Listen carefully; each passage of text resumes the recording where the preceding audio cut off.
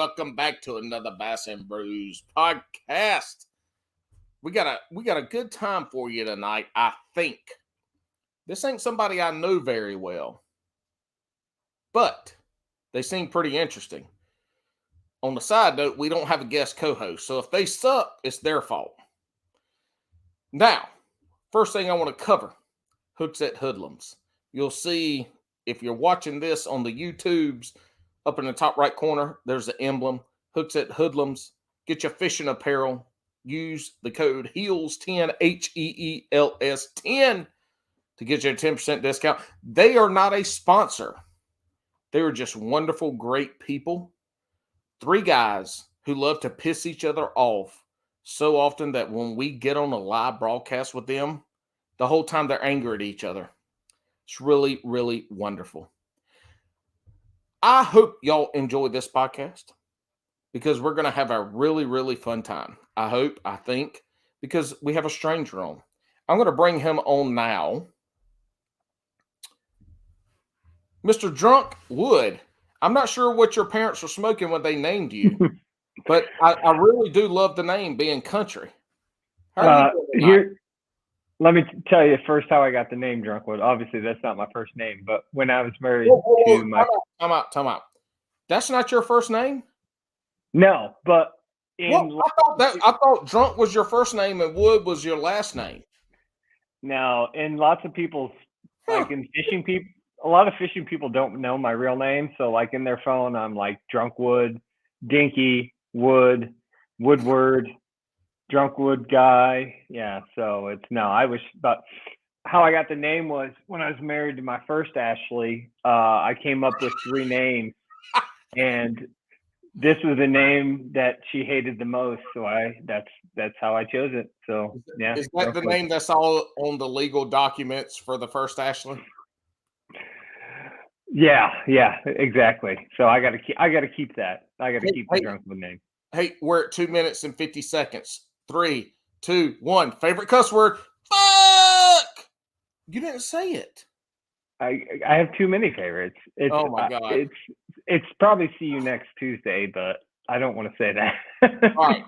So what is your real name then? Tell the people. My real name is John King. Like the writer? No, like the CNN guy, John King. I don't know who that is. Oh, the CNN guy, I think he died of cancer or has cancer or will be dying of cancer soon. But whatever. Hey, before I start talking, though, can we open a drink? Because I need a drink to get lubricated. All right. First of all, this is not your podcast. This is my podcast. We follow my rules. Don't crack it open yet. Don't crack it open yet.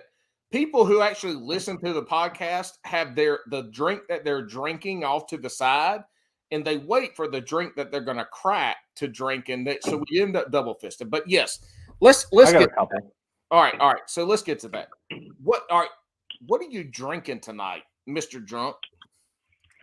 Well, I got super excited because my wife was in Maine, and I thought she'd bring me back a bunch of cool Maine beers, but she didn't bring back shit. So I am drinking Hop Juju, which is from Fatheads, which is from Ohio. It's a Imperial double IPA, which is my favorite style, at 9% ABVs. We crack them together. 9%. Holy shit, y'all hear this? This man got a beer in there with 9 alcohols in it. Well, I'm still fat, and until I'm not fat anymore and don't get heartburn and indigestion from good beer, I'm drinking White Claw Surge. One day, some executive from White Claw is going to see this, and we're going to be famous. What? I'm going to a wedding this Saturday for the head of brewery production for White Claw. You show him this. We have tens. We have 5s of 10s of listeners on this podcast, and I drink this shit every week, and I love it. And I even put it on my social medias. All right, this got 8 alcohols in it, so I'm behind Mr. Drunkwood already. But here we go. You ready to crack this open, Hoss? 3, 2, 1.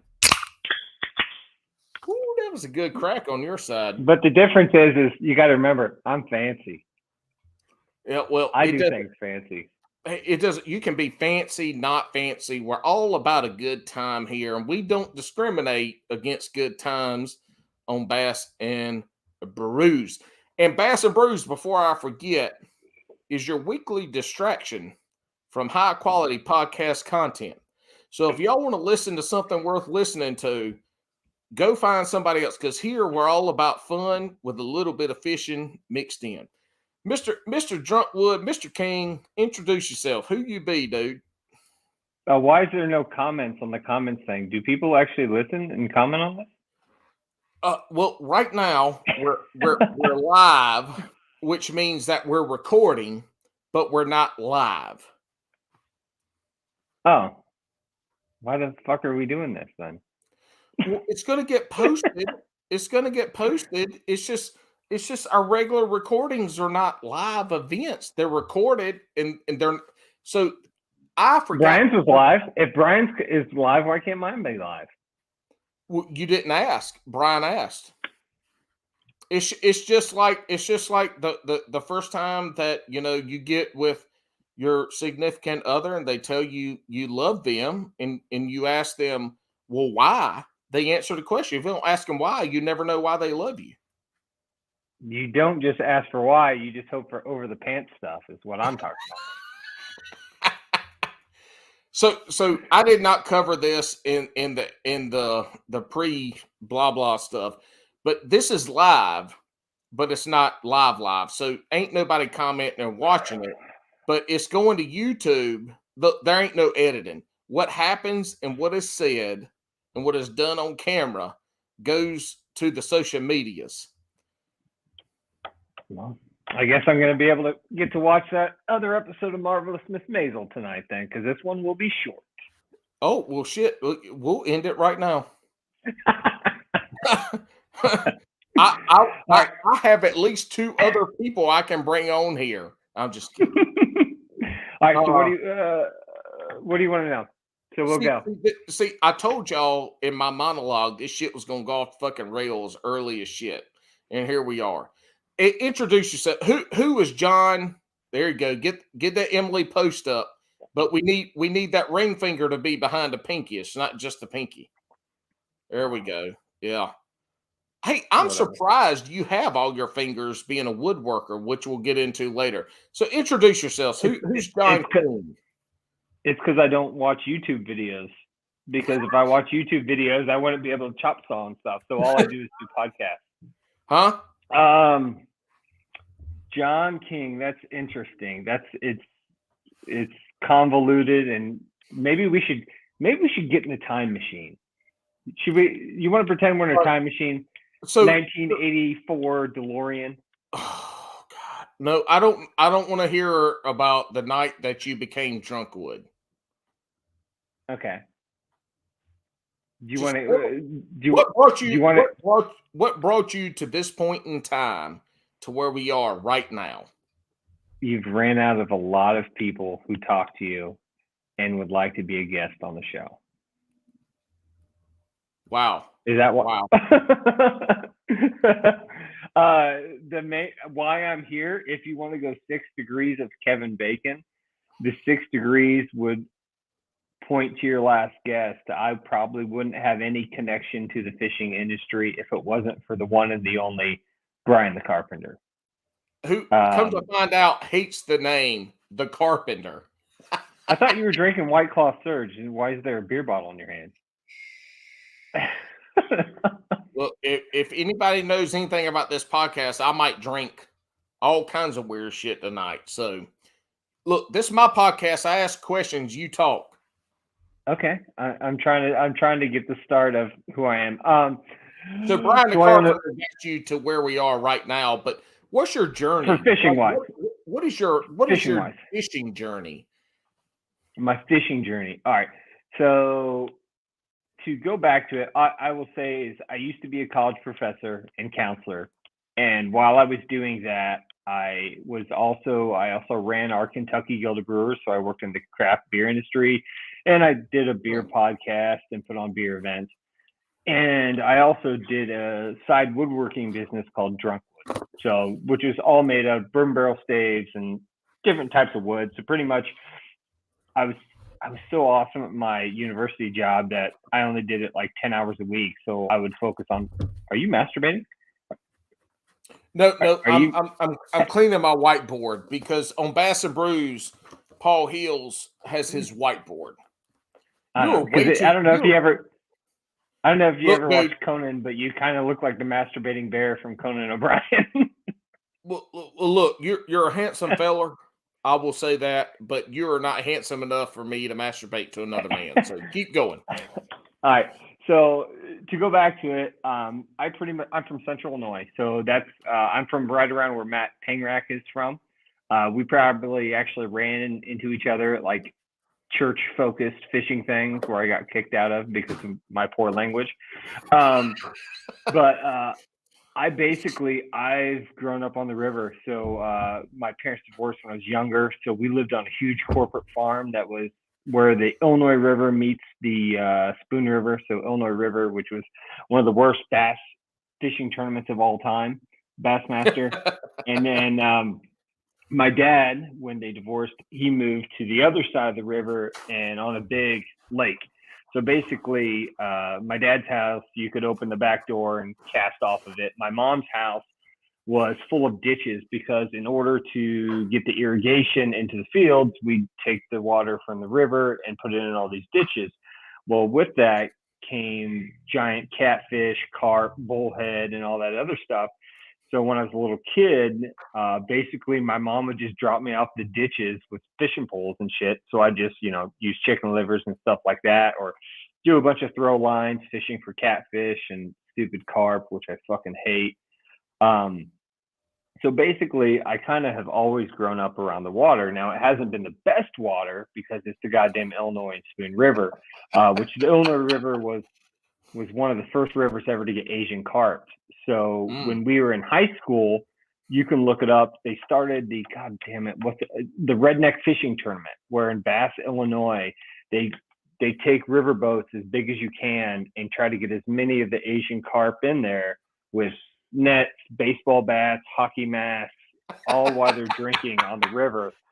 So it's look it up on YouTube. It's a pretty interesting thing that they have going there. And then obviously, we know the carp left. So grew up on the river, and then my dad was awesome enough to get remarried, and he remarried a lady whose dad owned a bunch of farm ground, and on that farm ground had 2 huge lakes and 7 ponds.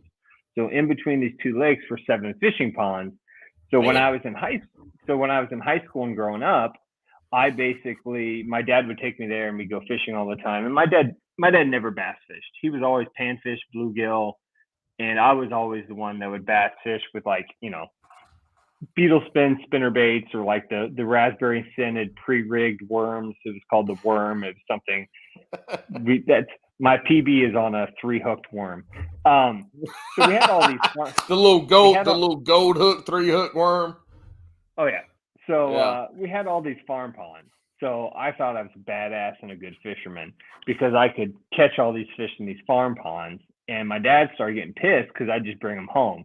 So I know it's a question later, but yes, we ate the shit out of largemouth bass. But what was also cool, eat them bitches. They're good eating. But hold on. Go ahead. I'm gonna say this right now. I've said it before. I'm gonna say it right now.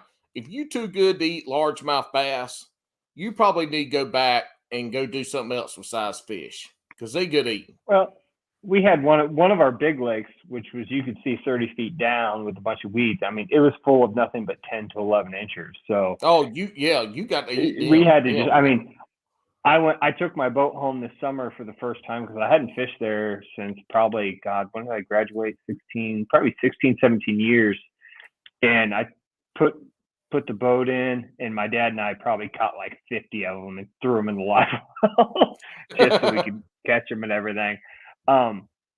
So I was basically in high school. I only played basketball. I didn't really get athletic and good looking until college. So I just basically fished and worked all the time. What was also cool was my step grandpa had a brother who also had a ton of strip pit ponds in Central Illinois that he stocked with smallmouth. So my PB for a while was from a farm. It was a 5-pounder from a farm pond in central Illinois, which would be kind of the last place that you would ever look. So high school was doing that. And then also I had my best friend who growing up, pretty much I stayed at his house every weekend because my parents were out doing shit. They were separated. So basically his dad would, take us out trout line fishing and do that thing. He'd make the joke, you're the masturbator and everything like that. And along with his dad, he introduced us to a lot of dirty jokes and this radio show called Bob and Tom Show, which I don't know if you've ever heard of the Bob and Tom Show, but it's basically something I grew up with that pretty much gave me my sense of humor and ability to turn everything into a dick and sex joke.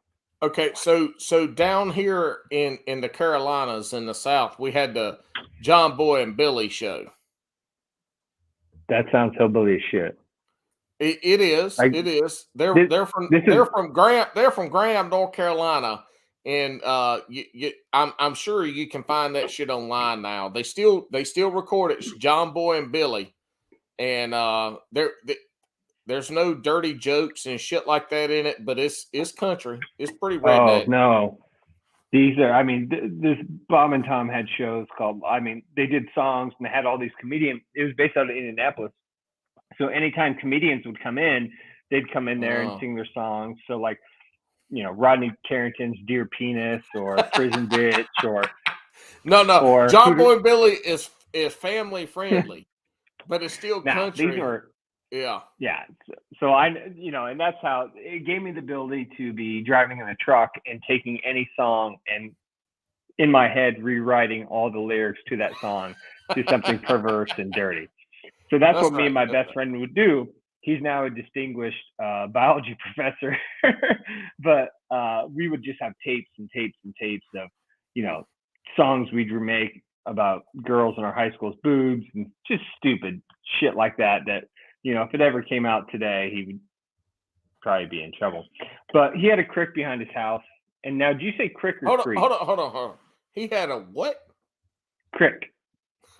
Motherfucker, when your neck hurts in the morning because you slept wrong, that's a crick. You got a crick in your neck.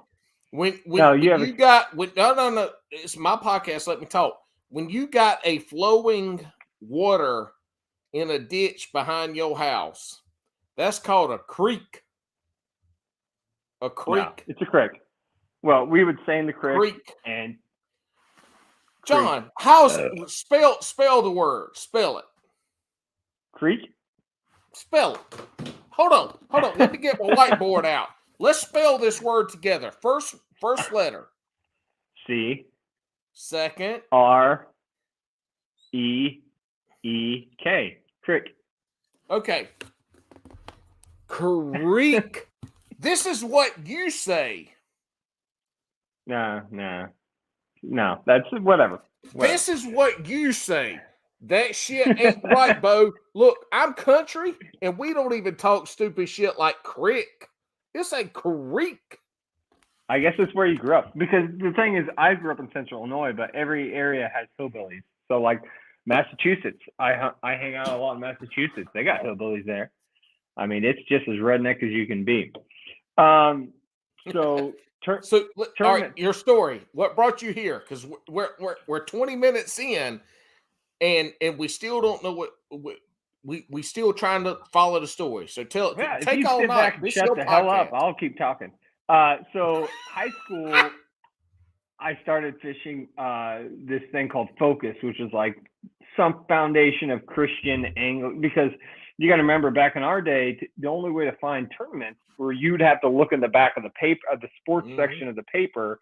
And the shitty thing is most of these were like Christian, like churchy kind of things. And so my mom would take me there, and, people would drive you around in boats, and most of them were modified John boats, which is kind of what I fished tournaments out of. And it was fun. It was okay. I fished a lot of the same stuff that Pangerak did, but he's younger than me, so I had no idea who he was. And my dad's buddy was like, hey, there's this tournament series on the Illinois River if you want to fish with me. And I'm just like, hell yeah. I was big, I was super into Bassmaster. So like for years, I would keep logs of every fish I caught, and then I would draw the lure and color it in with colored pencils and like, name, date, size. So I kept kind of this big log. And then I also, because I was huge into drawing, that's what kind of got me into woodworking, and that I would take these envelopes. Let me take a step back. Do you know what Nintendo Power is? Mm-hmm. The magazine. Yeah. All right. Well, there used to be a thing of Nintendo Power where people would draw all these creative things on envelopes and send it to Nintendo Power, and then they would show it off in their magazine. So I started doing that same thing with fishing, but I would send that to companies like Man, Strike King, Cream, in order to get patches. So, I had this shitty denim cut-off thing that my mom would put all these patches on. Granted, and I'd wear it to a tournament like a douchebag because I thought it was cool. So, was your nickname Patches too? No. So they were cool. Sorry, my footage is. They were cool it was cool to get those packages. And sometimes they'd throw in lures and things like that because, back in the day, we couldn't just go on our phones and slide in the DMs of these different bait companies and try to be one of those people that get 10% off like hook set hoodlum gear or anything like that. So. Whoa. I get 20% off. The peasants get 10. Yeah, this is way before the pro staffer days. So, fishing, have you ever fished the Illinois River? Bo, I'm from the Carolinas. You lucky I fished anywhere besides here in Florida. Well, it's basically... It sounds terrible at this point from terrible. What you described. I fished 6 tournaments and caught 0 fish the whole time. And basically, all I would throw would be a spinnerbait and a Jean LaRue salt crawl. Now, I don't know if you remember what salt crawls were like back in the day, but it's pretty much like you're flipping a Texas rig Kentucky Fried Chicken sport trying to catch a fish on, because there was just that's all we had back in the day. So went to college, didn't fish much, did other stuff in college. And then when I came to Louisville for graduate school, that's kind of where fishing kind of took a seat again. Because when I came where'd you go? Louisville. See, why do you pronounce that right and can't pronounce creek right? Louisville? I don't know. Louisville. Because some people say Louisville or Louisville. No. It's Louisville. I say pretend you got a titty in your mouth, and that's how you say it. Louisville. Well, I don't have to pretend because that's what I sound like all the time. You say oil. How you say OIL? Oil. Oil. Oil. No. Pretend you got a titty in your mouth and I'll say it. Oil. Right? No. The titty ain't big enough. Pretend you got a bigger titty. Ashley too. Ashley too. Come here. That's the deuce. That's what we call her. Also. All right. Let's go. Enough about boobs, because I can talk about boobs all night. Oh, yeah. So I came to Louisville. They had a fishing team because college was just starting. This was 2006. Yeah, 2006-ish. And so I wanted to join their team, and pretty much because I was a grad student, they were like, nope, you can fuck off. And I was just like, all right. It's club fishing. Like, hold on. All right, real quick. But any of our listeners listening that hear about the college fishing teams, it is a non-sanctioned NCAA event. Yeah. It is a club sport. The NIL does not count for fishing because they are just like club rugby and club anything else. It's a club sport. It's non-sanctioned NCAA. There's not like football, basketball, baseball. It is a club sport. There's no NIL. Those motherfuckers can go off and make all the millions and do all the drugs they want and all this stuff. It doesn't matter. So anyway, carry on. So since I couldn't do that, I still wanted to fish because we had so many lakes in Kentucky. I found this local club in Louisville with a bunch of these older guys, a couple people my age, and started fishing with them. And these, I say older guys, they're probably like 15, 20 years older than I am, and I'm 39. And they basically kind of took me under their wing. We're like, here, we're going to show you how to fish. And you got to remember, I was fishing with nothing but spinning rods. So if we were deep cranking, I'd whiz that thing out there, and my rod would be bent, halfway bent in the water. And here's the sad thing: I didn't start throwing bait casters till like 3 or 4 years ago. I would strictly spin it because I was always in the back of the boat. So I was like, well, I'm just Yeah. going to throw shaky head all day. I didn't care. But I bet you could chunk that damn spinner bait with that spinner reel as far as they could with their bait casters. And that's one thing too, is you could always cast farther than that. I can always cast farther with a spinning reel than most people, just because but I'm also one of those guys that cast and then switch hands. I don't do it. I can't do anything with my left hand. So yeah, I'm. you would be terrible kayak angler. Oh yeah, I have a couple kayaks. I don't do like the professional. I'm terrible at it because like I'll cast and the next thing I know my bag's turned around and. Yeah, so the biggest, I am ambidextrous. So for the longest time, I had right-handed reels. I had left-handed reels. Now I cast right-handed, but I could reel with both hands. I still have reels that are right-handed. So cast and switch it over. But when you get into a kayak and you're throwing a chatterbait or a spinnerbait that you're trying to wake, and you throw that shit into the grass.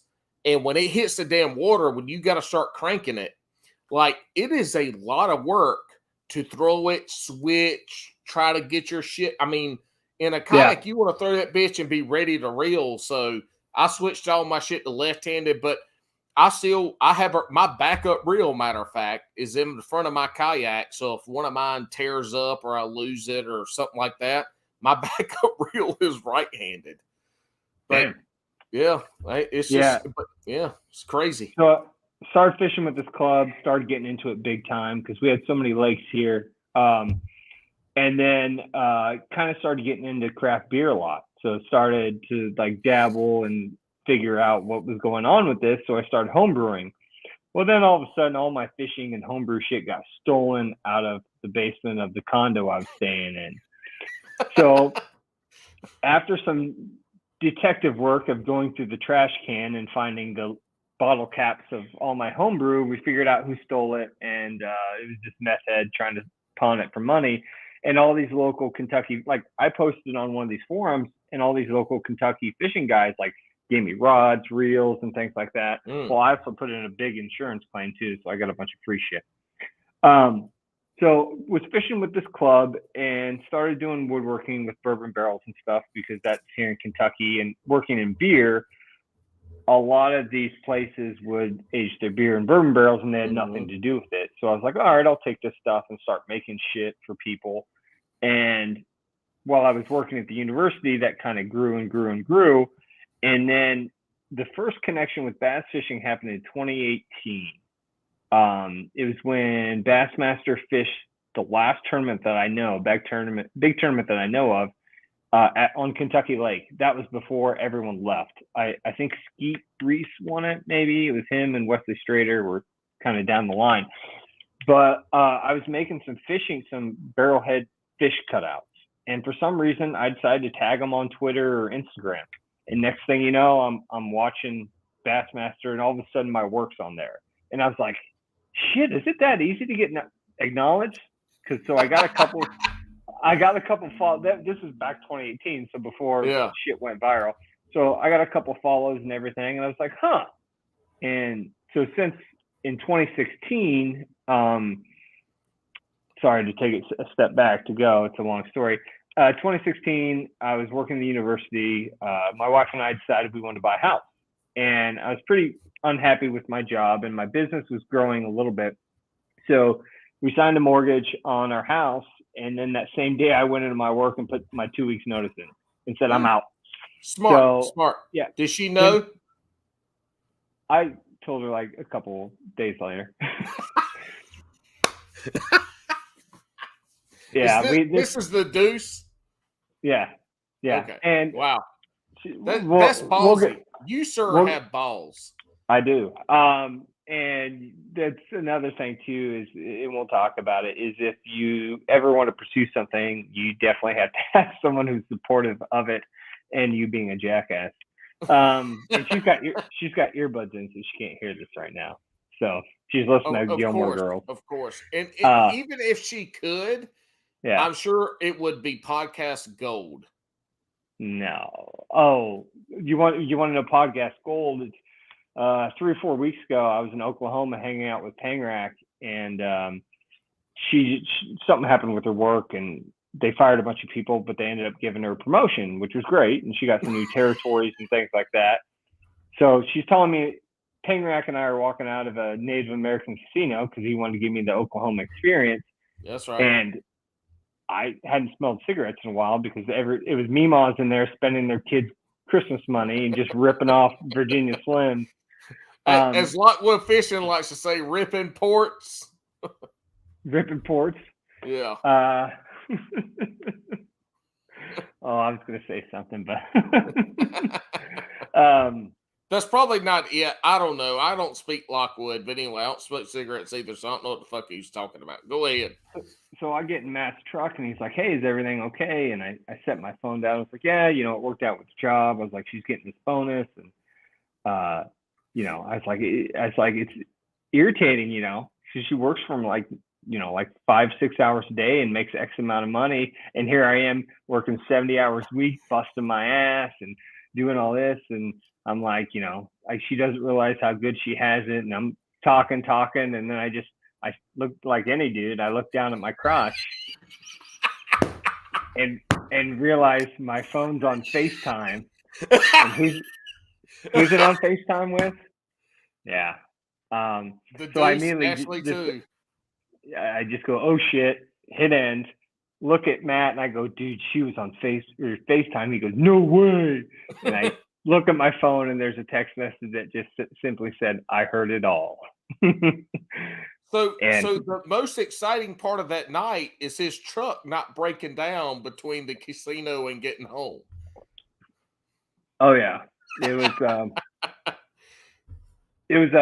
Credit to him. He went out of his way and showed me an awesome time. I saw the new studios for BTL. Ooh, nice, yeah. No, basically it's just an empty room. Nothing. It's a small empty room, but it'll get there. So he's an awesome dude. All right, so let's get back. Ashley 2's mad at you. Blah blah blah. You've smoothed it over with your good looks and your woodworking abilities, and so now it's 2019, and you've got some traction on what you're doing. Yeah. So basically, as I mentioned earlier, I can't listen to YouTubes and stuff like that. So I started listening to fishing podcasts. And one of the ones that would pop up was I'd listen to Bass Talk Live, Bass U, and then Ike Live. So I really got into Ike Live because it's about a bunch of dick. You looking at your watch? Yeah, I've got shit going off. I'm trying to figure out what the fuck's going on. I don't know. Keep talking. So start listening to Ike Live. Look. This is Bass and Brews Podcast. This bitch could go 4 hours tonight. I don't know. If I don't shut up, well. So started listening to Ike Live, and I knew that they drank bourbon there, and that was before Tin Cup. Before Tin Cup did the sponsorship, so I started following Brian on Instagram and just sent him a message saying, "Hey man, I live in Kentucky, really love the show, and would you want some bourbon?" And he's like, "Sure, but you don't send me any. You don't have to send me any." And I was like, "No, dude." I was like, "Some of this stuff's free to me." I was like, "I'll send it to you." And also, after I sent him those bottles of bourbon, I started to actually participate in watching Ike Live, like in getting on the chat group, because back in the day, they actually used to have your comments and read your stuff out. So I went by the moniker Buck Stronghold Gentleman Bronco. So they kind of got a kick out of that. And so I was nonstop commenting on there, just trying to get as many jokes on as possible, and also ripping on Dave the whole time, to where Brian was like, "Dude, we got to get you on. We got to get you and Dave kind of one-on-one." And so I was on Ike Live just a couple times, and it was good for me in a sense to where I kind of got a little bit more connected to Brian and the guys there, to where I knew about the Ike Foundation, and I was like, well, shit, I can donate some of my work to the Ike Foundation because it's something I actually care about. And through there, it got me connected to a bunch of Jersey people. And we'll go into a story we talked about earlier.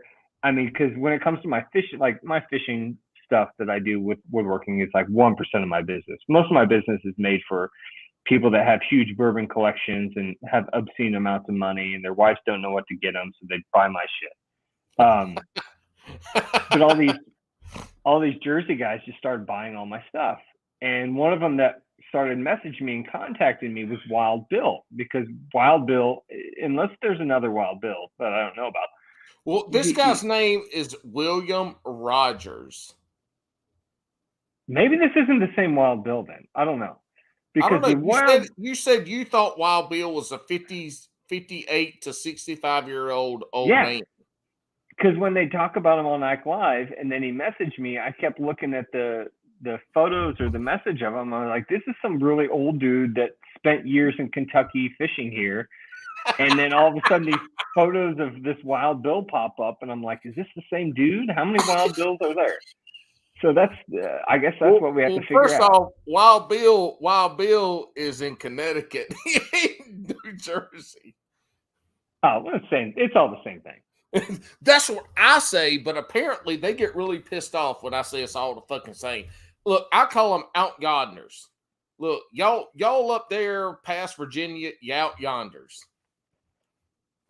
Yeah, well, whatever. So did this Wild Bill buy anything from you? No.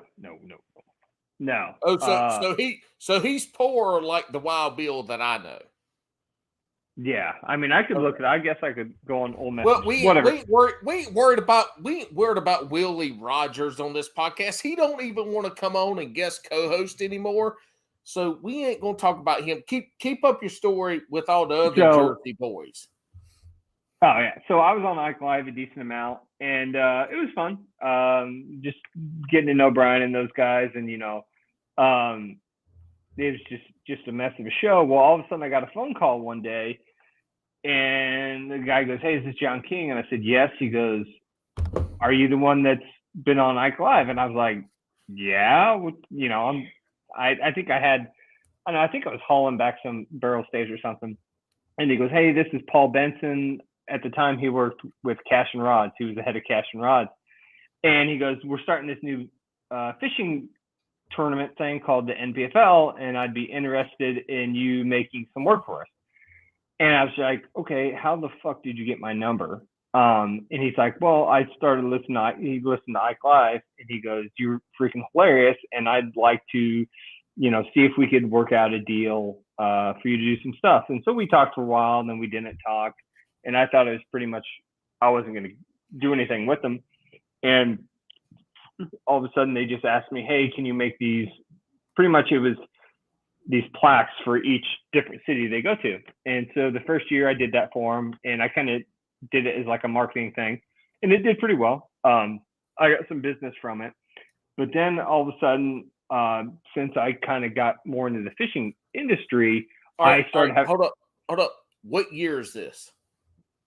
What year is this? 2022, 2020, 2021. So shit, not just recently. This is new. And so all of a sudden, like, I don't know how I got connected, but different pros started contacting me. Like I did a bunch of work for Tim Horton, who just recently retired. John Cruz. Cruz's wife actually contacted me via Etsy. Like, didn't even know that it was just some weird connection. John Hunter, and on him, Maddie's a good buddy. I tell you what, he's one of the smartest business people I've ever talked to in my life. We sat down and had about a 2-hour lunch a couple weeks ago, and dude, he's on top. He's got some stuff in the works, man, that like some non-endemic, non-fishing stuff, that not the ugly stick stuff, but some other things that are completely awesome. And so through that, I got connected with Ben Milliken, did some work for Ben Milliken, did some work for Ike and Ellie as well. And then somehow got into, I don't know how the hell he got my number. Pat Renwick got my number and started talking with me. So it's do you listen to Stray Cast? Oh yeah. Okay. You know what I compare Stray Cast to? What? Sex in a porta potty.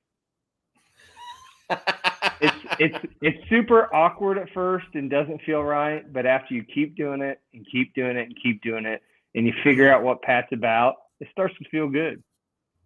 Pat Pat has that late 1980s radio DJ over the top.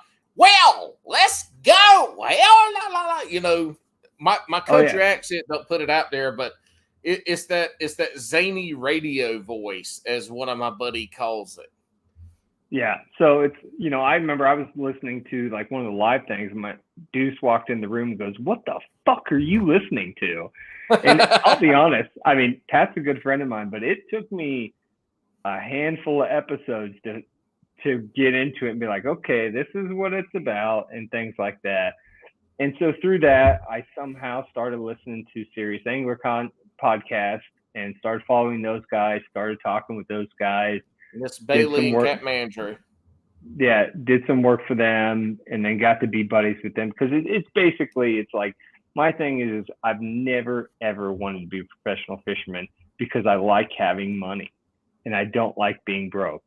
So, which is no. And you like having money and time. Yeah, time. Yeah, and time. So, and divorces are expensive. Oh, mine wasn't. It was easy. It was, I mean, yeah. Yeah, but you didn't have any money because you were poor. Like chicken and a biscuit poor? Like all I can eat? Like that's fancy? Well, damn, if you eating chicken and biscuits, that ain't poor in my opinion. Like you out there killing the coons and the possums in the backyard eating them. That's poor. I'm talking about chicken and biscuit crackers, not chicken and biscuits. Do you not know what those are? I ain't never heard no chicken and biscuit cracker. We call crackers nabs down here. Yeah, I saw that. Yeah, no. So, long story short, I got to be friends with those guys and basically just kind of got connected somehow to the fishing industry. Like I said, it's more of just like a hobby. I mean, I fish all the time. I bought a boat last year I had such a good year with work. I just said, fuck it. Why don't we just buy a brand new boat? So that's what I did. What kind of boat did you buy? I bought a 2021 Vexus that is named because I think everyone should name their boat. My name is Alexis Vexus because it's got the best booty in the industry. Mm-hmm. Mm-hmm. Do you know where Alexis Vexus? Oh, wow. You didn't get that joke then. No. You must not ever watch Brazzers or P-Hub or anything like that then. No. I've heard of Pornhub, but not P-Hub. Well, that's a shortened thing. Yeah. No, there's an actress named Alexis Texas, and I stole her name and just called it Alexis Vexus. Oh, interesting. It's been a long time since I watched Pornhub because I've got kids now, and I don't have to. Anyway, different story. But so my question to you is: do you even fish anymore? I'm fishing tomorrow.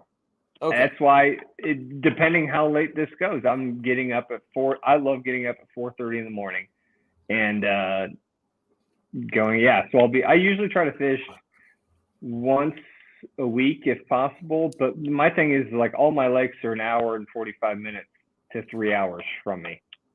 Damn, how? Yeah. I mean, I guess the closest lake is an hour away, but it just gets pounded on. So I just drive. I mean, Cumberland's 2.5 hours. So the closest lake to you is kind of like Alexis. Yeah, basically. You got it. Yeah. So I mean, and that was my thing is, especially during COVID. I know we can't talk about COVID, but having a buddy with a boat, you basically, if you wanted to go, he had to ask you to go. It wasn't like, hey, can we take your boat out? Because there's not really that many good ponds. There's some good rivers to do smallmouth fishing in around here in Indiana, but there's not really good access to ponds and stuff like that. I mean, as I mentioned earlier, I was spoiled to where growing up having access to all these farm ponds and strip pits, and I don't have that stuff anymore. Dude, so yeah, you know. Yeah, growing up for me, where I grew up, there were some small lakes nearby. We had Santee and Murray were 1.5 to 2.5 hours.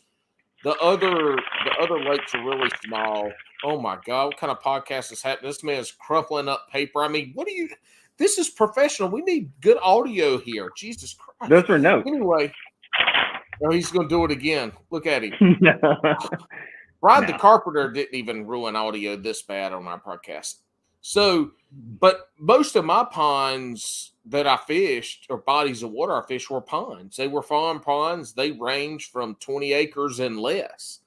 And so, but I got to go fish all of them. And you could go down there and catch brim all day, catch bass. You could throw a jig, a worm, a topwater. You could catch them on damn near anything you threw in the water.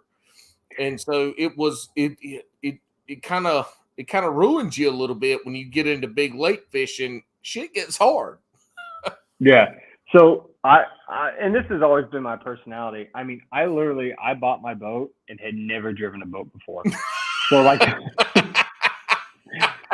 I'd ran the trolling motor a couple times, when guys had to take a piss or, if they were doing different. You didn't even know how to run the trolling motor, more or less, put it on a trailer. Yep. So I walked in there and I got an aluminum boat because I wanted to get, because at the time I was like, all right, I can buy an aluminum boat and just get a 150 on it and get a 5-year warranty, because I was looking at all the used boats and I was like, shit, they're more expensive and I don't need it. I mean, I know how big my penis is. I don't need a 250 engine to go 70 miles an hour on these lakes. So I was like, fuck it, I'll get the 5-year warranty and just get a brand new boat, get brand new Lowrance electronics, get active, just spend the fucking cat. And then my accountant says, hey, by the way, when you did your taxes, did you put X amount in? I was like, oh no, I figured since my sales doubled, I just had to put this account. And he's like, he goes, you owe about $15,000 extra this year. Oh shit. What did Ashley do say? We can't get into that. It wasn't on me. I'll tell you that much. AKA, like it wasn't on you for a while. No. Anyway, I need to see if she's still got earphones in. Ashley.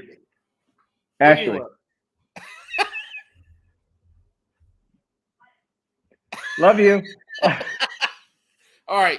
So you bought your boat. Bought my boat. Did you have a friend? So think about this. Ain't too many people buy no damn boat right now because they're expensive as shit. Gas aside. Yeah. But like, how did you just take that shit out there and start running it? Or did you have somebody that you were like, hey, Jim Bob, I got me a boat. I need you to come show me how to back it in, how to run it, how to load it back up so I don't look like an idiot this summer. Yeah. I mean, I could back things in. But yeah, I had my buddy Grant. That's what she said. And the lake, the lake was 14 feet above summer pool. So just floaters in it everywhere. And I'm just driving for the first time. Oh, it was an experience. I mean, we didn't even fish. We just drove the boat around. And then my house is probably 4 miles from the Ohio River. So I was able to go in the Ohio and just kind of drive straight up, drive straight back to break it in. But yeah, I had no idea what I was doing. And so like I went in last year, I signed up for my first tournament, the first ever tournament as a boater. And I got super excited because it was through Kentucky Bass Federation, to where you could come in as a boater and then co-anglers could show up. You didn't have to bring anyone. Then you'd get randomly paired. So I'd pre-fished on this lake called Green River Lake, and I found a bunch of fish spawning and had a really good day, or had a really good practice, and was super excited for my first tournament. We go through the morning of it, and I realized, you got to go? Keep talking. And I realized that I didn't get paired with the co-angler. So I'm jacked. I'm like, yes, I don't have to share anything. Don't have to worry about anything. So I put my boat in, and I get to the courtesy dock, and someone's yelling my name. Where's John King? And I'm just like, here, because it was my first time here. So with that being said, this kid starts walking down to the courtesy dock, and he's like 6'2", 300 pounds, this high school kid. big son of a bitch. And I'm just like, oh boy. So he gets in, super sweet, super nice kid. And I'm telling him, here's what we're going to be doing. And he goes to me, he goes, hey, I fished here last weekend. I said, oh, okay, that's cool. He goes, I won the Coingler division. I said, okay, that's great. You know, how many pounds? And he goes, I also caught my personal best, which was a 5.8. And I was like, shit. I was like, all right. So we get to our first spot, and I told him, I said, dude, I don't care where you cast, just don't cast over my line. I said, I'm real laid back. I just want to have a good time. So he throws his first cast, and he's using a Spro Little John, and he gets it hung. And he goes to me, he goes, oh man, that's my only one. And so I said, okay. And so I said, give me your rod. And I get up to my elbow, and I was like, dude, I can't get this crankbait out. He's like, oh man. I go, dude, whatever happened to my boat, you can use it. I don't care. So breaks it off, and his next cast, he backlashes it. And I look at him, I go, man, that reel's, I call them dead soldiers. I said, that reel's a dead soldier. I said, put it down, grab something else. Because during that time, while he was screwing around, I caught 2 keepers real quick. So I was just like, okay. I was like, hey man, we're going to go on this point. I know they're spawning back here. And so we come around this point, and he's got another crankbait, and he keeps throwing it behind the boat. So when you throw it behind the boat, he kept hitting rocks and getting hung. So I'd have to turn around. And I told him, I said, dude, just cast ahead of me. I don't care. Well, as soon as I said that, he cast behind the boat again. And I'm like, motherfucker. Well, as soon as he does that, oh, I got a fish. He gets it. Ends up being a 6.3 pound bass, which is his new personal best. So, and outweighs all the fish you got in the live well. Yeah. And so I'm just like, okay. And so we go to the back of this little cut, and I fish the back. Hold up. He's using your lures, your rod, and your reels. No, it's his rod and reel. He had 3 rod and reels. Okay. It is my lure though. And so I fished the back of this cut, this spawning cut, and I told him, I said, get a couple casts back there because I'm going to turn around and work my way out. First cast back there, 4.5 pounder on that crankbait again. And I just turned around. I was like, are you fucking kidding me? After you'd already fished it? After I've already fished it. Turn around. It's towards the end of the day, and co-anglers only would do 3 fish. And so we're on the smallmouth flat, and he's like, I've never caught a smallmouth before. And so I'm like, okay. I was like, here's a swim bait. Use this swim bait and just slowly tick it. 2.5 pound smallmouth. He ends up weighing 3 fish for, I don't know, like 12, 13 pounds. I think I weighed 3 fish total. And he was a high school kid, was the nicest, like graduated early, wasn't going to college, was just going to a trade, had his shit together, and was like, his grandpa tried to give me all this money, like for gas and stuff like that. And I was just like, no, dude. I was like, dude, I had a blast. He wasn't like I'll go into that story. He wasn't just some like super weirdo guy, and was super grateful. On the opposite end of that spectrum, I fished a championship tournament on the Ohio River this year. And I get paired with this old Kentucky boy. And so there's a fog delay. Oh, fuck. I Jim can't Bob. remember. We'll go with Jim Bob. All right, Jim Bob. So there was a fog delay, and it's on the Ohio, and it's just balls hot. And so I had to sit there and wait for 2 hours. And so I got to talking about work and stuff. And I was like, yeah, I've done some work for Ike and Nelly. And he just goes, I hate that motherfucker. And I was just like, well, a lot of people don't like Ike. And then I told him, I was like, hey, you know, I fished this because my buddy George. And then he made a kind of racist joke. And I was just like, that's the day it's going to be today, huh? And so we're out fishing, and the Ohio River sucks. And I kept hearing him yelling. He's like, fucking drunk lesbians. And I'm like, the first time I ignore it, and then we keep fishing. God damn these drunk lesbians. And finally, after about the 7th time, I just go, man, I can't remember his name. I go, man, what? Jim Bob. His name was Jim Bob. I go, what are you talking about, these drunk lesbians? He goes, these fish. He goes, all they do is lick, and they won't commit to the bait. And I was like, how the fuck does that? It just didn't make any sense. So needless to say, we didn't catch any fish, and I went home that day because I was like, it was a 2-day tournament, and I was like, I'm not fishing the Ohio for 1 more day. Jim Bob ain't ever getting on my boat again. No, he was a nice guy, but yeah. So, all right, so that's how I'm here. That's where I am. All right, so we just minutes. had 55 minutes and 30-something seconds of how a guest got here to where he is right now, his fishing journey. And by golly, I'm pretty sure this is the longest by at least 3 times anybody else to talk to their journey to get here. It was wonderfully wonderful. The podcast is going to end right now. I'm just kidding. This shit ain't in, and we're going to keep going because we got questions. We got stories. First story. Tell us how you are wearing the shirt you're wearing right now. And for all of our podcast listeners, this man has an off yellow shirt that says Bass and Brews Podcast, just like our regular logo. He's wearing it right now. Tell us a story about this shirt because to my knowledge, you had no idea who the fuck Bass and Brews Podcast was. But you're wearing the shirt right now. I think I was just scrolling through Instagram, and for some reason, it came up either because connections with Bailey or the Hoodcast Hoodlums. Wait, you told me part of the connection that came up was Wild Bill. We come to the conclusion that I texted Wild Bill, and he has no idea who the fuck you are. And so your Wild Bill and my Wild Bill don't jive. But anyway, continue.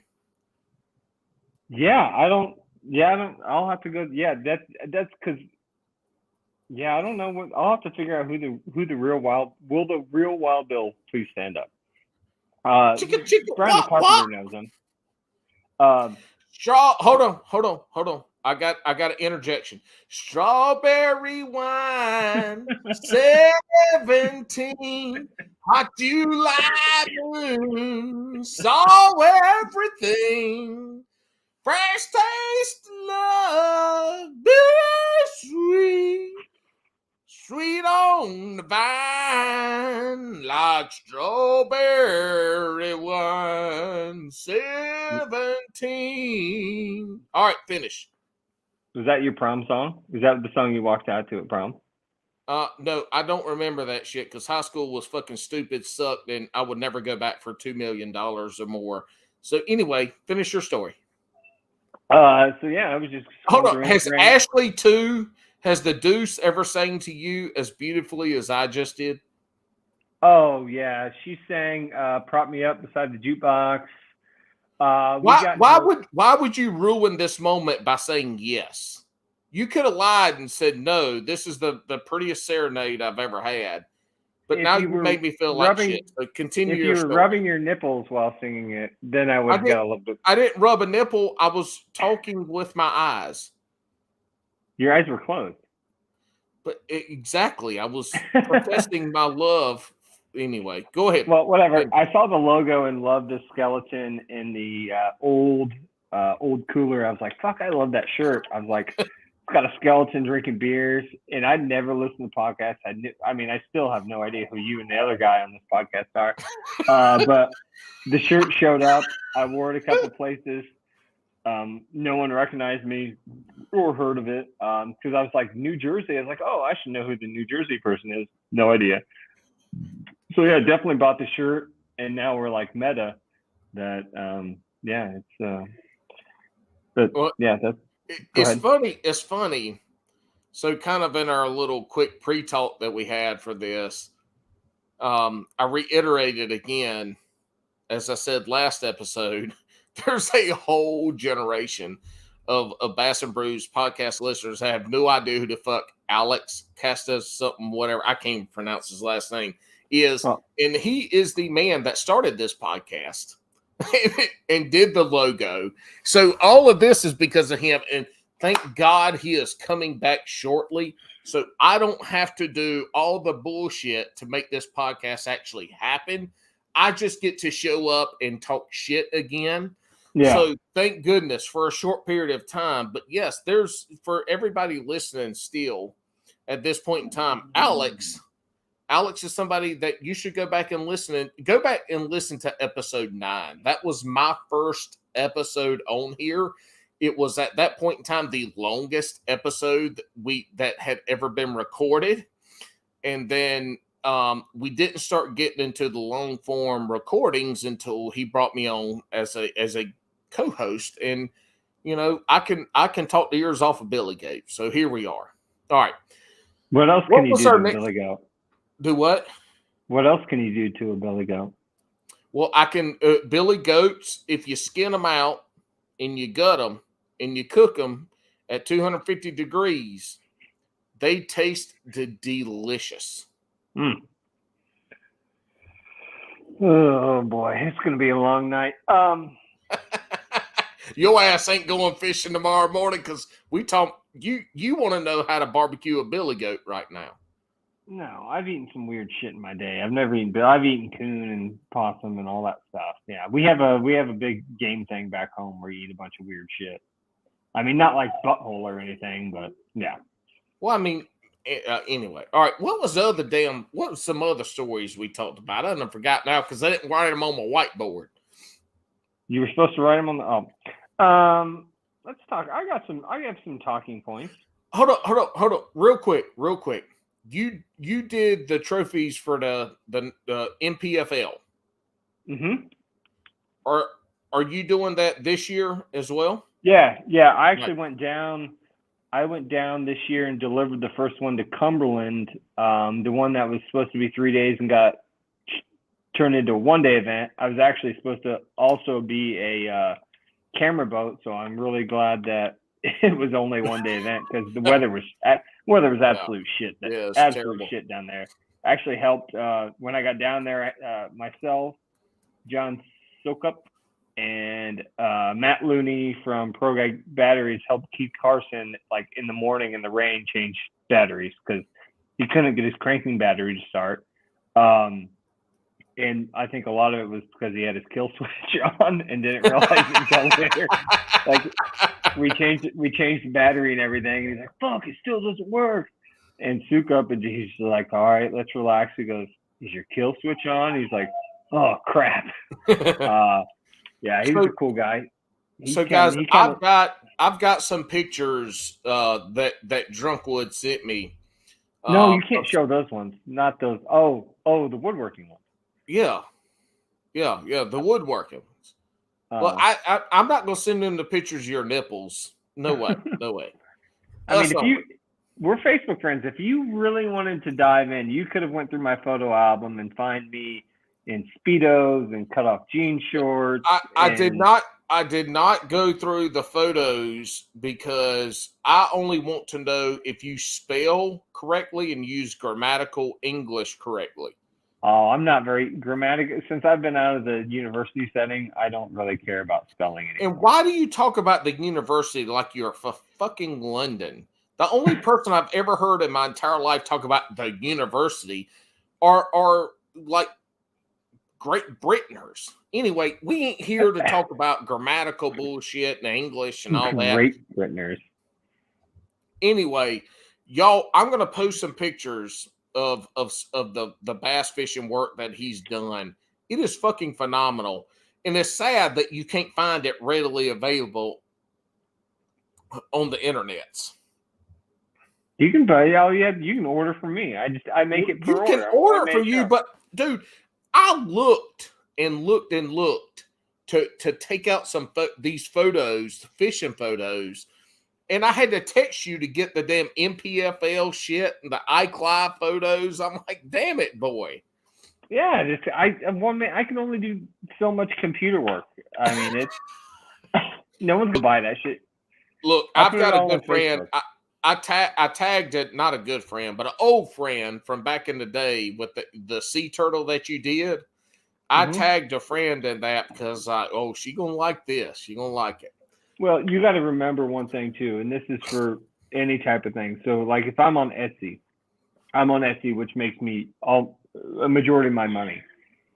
If I get, no matter how many people I get views, if I get like 1 million views a year, only 1% of that is going to actually buy something.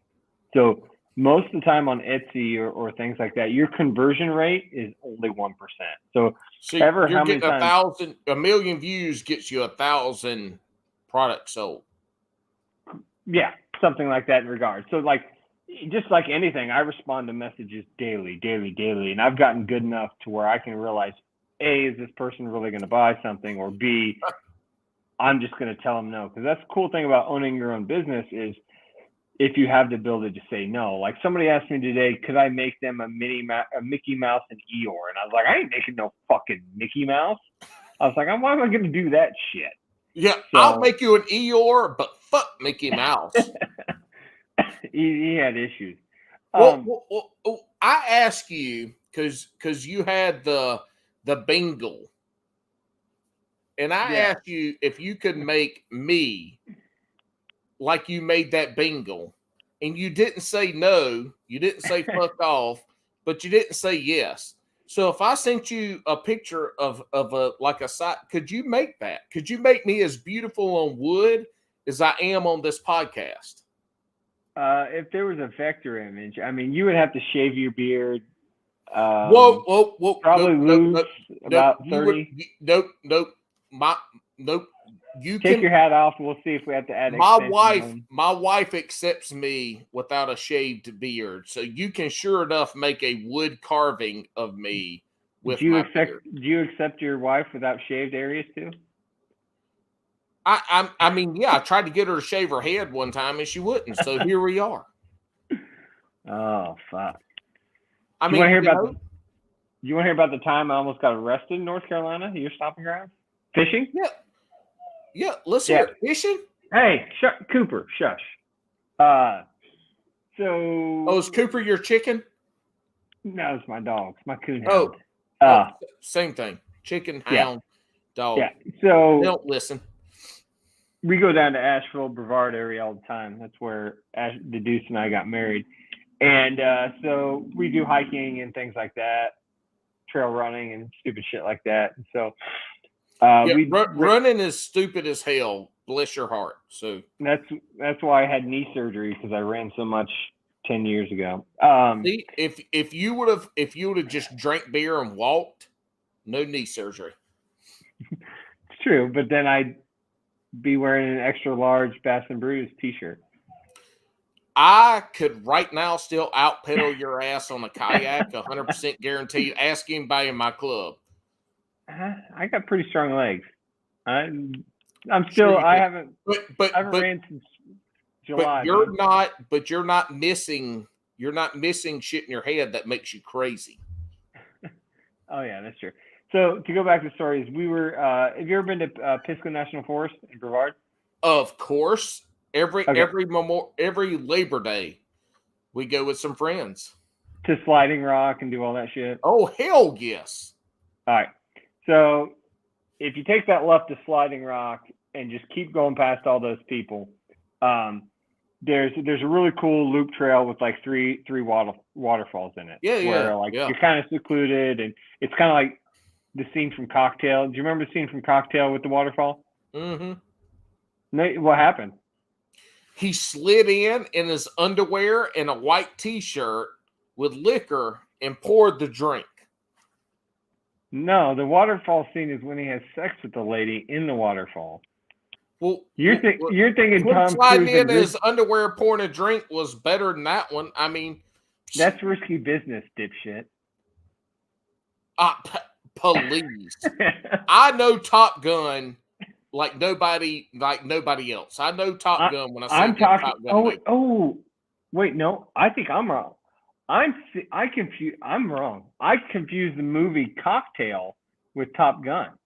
Yeah, see what I tell you. Oh fuck, man. Tom Cruise sucks, anyways. So look, my man is only like 5 foot tall, and ain't no movie he's ever look. Nicole Kidman's 6'1". He was the same height as Nicole Kidman in all those movies, and he was a whole foot. He was half a 24-inch fish, smaller than Nicole Kidman. Hey, can we raise a glass? Have you seen Nicole Kidman lately? Let's raise a glass to Nicole Kidman, because she is a smoke show. So is Britney Spears. I'll raise one to her too. So we did this trail, and I'd always wanted to fish the Davidson River that goes in there. So I thought I had done my research and bought the right license, and just had me a little Ned rig with a little crawl on it, and found me a little spot. And literally, my wife's sitting up on the bank reading a book. I go down there with my rod, and I crack a beer as soon as I get down there. Take a sip, make a cast, nothing. Make another cast, and then someone goes to me, goes, "What are you doing?" I just go, "I'm fishing." And it was a conservation officer, and I was just like, "I'm fishing." He goes, "What are you fishing for?" I go, "Smallmouth.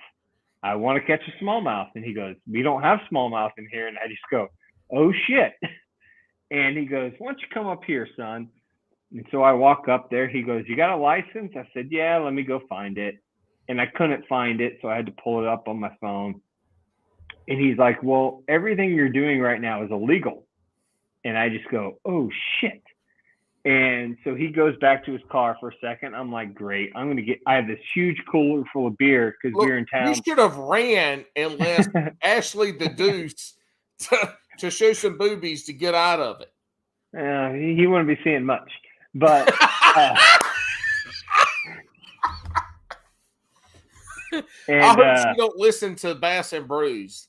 You're lucky, yeah, or anything. But we were in town for Oscar Blues put on a beer fest called Canarchy or something. I can't remember what the hell it was. Burning Can. And so we were in town for that. So we just had coolers and coolers full of beer from our friend's brewery in the back. And he never asked about that. But he goes to his car and he walks back. He goes, "I see you have a license." He goes, "But you have the wrong license." And he goes, "You see that little plastic lure?" He goes, "That could cost you $300 for using that artificial lure." And I was just like, "Really?" He goes, "Yeah." He goes, why don't we sit down and talk about like the different types of licenses and what you can and can't do?" So this dude sat me down for like 30 minutes and was like, "Hey, this license is for this license is," and I'm just like, it's one ear out the other. I'm like, okay, I didn't know. And he was just like, "Are you into beer?" And I was like, "Yeah, I'm working this beer festival." He's like, "All right." He goes, "Well, I could be a real dick and write you a $700 ticket, but I'm just going to write you a warning because you seem pretty cool." And I was just like, thank you, God, because I had no idea about when you can use artificial, when you can't. You should have been like, look, if you would have not talked to me for the last 30 minutes, yeah. I'd have paid the $700 so I could come back out here and catch this damn smallmouth with this plastic lure. But there's no smallmouth in it. And then later that night, we watched a bunch of brewers walk into porta potties barefoot, and it ruined. Oh, nice. Oh, after a rain, good time. Yeah. Yeah. Welcome to the Carolinas, people, where porta potties are shoeless. Shit! You're in trouble. She heard. Is she flick? Are the lights gonna go on and off? And it's like, oh, I got to go now. All right. That's it. That's flicking that will probably happen. So yeah. So that was I've never caught a fish in North Carolina. Never been there. Hey, look. I'm here. I'm at Sharon Harris in Jordan. I'm not far from Falls, but fuck Falls. I hate that place. I don't give a shit about it. I wish it would dry up. I'm Jordan and Sharon Harris, and then we got some small little lakes, ponds, municipal ponds that we can go fish. You bring your ass down here. We ain't gonna catch those smallmouth, but you bring your ass down here. We'll have a good time.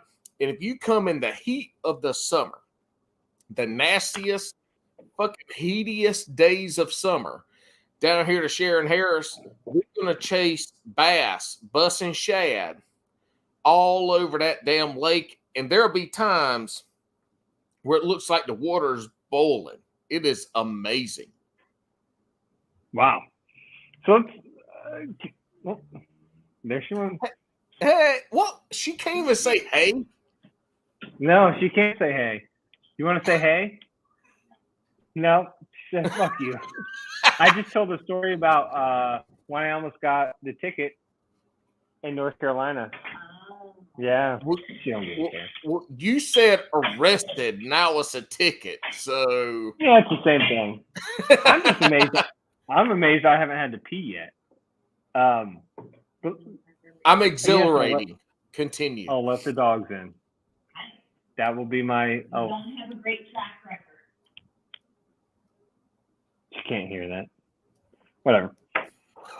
Let's get into the. Can we get into the meat of some things? I'm tired of talking about this. All right. So yeah. I fucked up the cocktail thing, but the spring too deep. But I'm right though.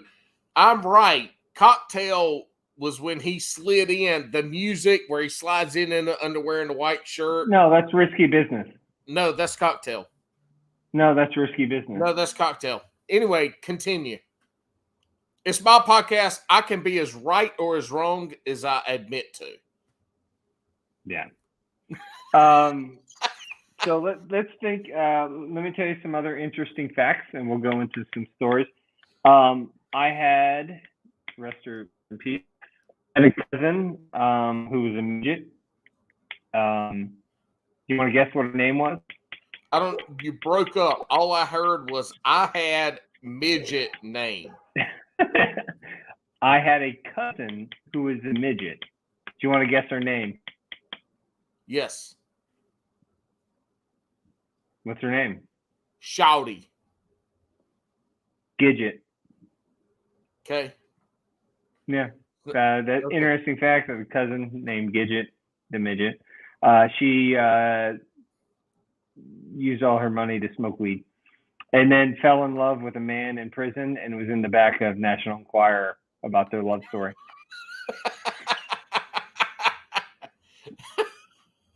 True story. That is awesome. I gotta let my dog in.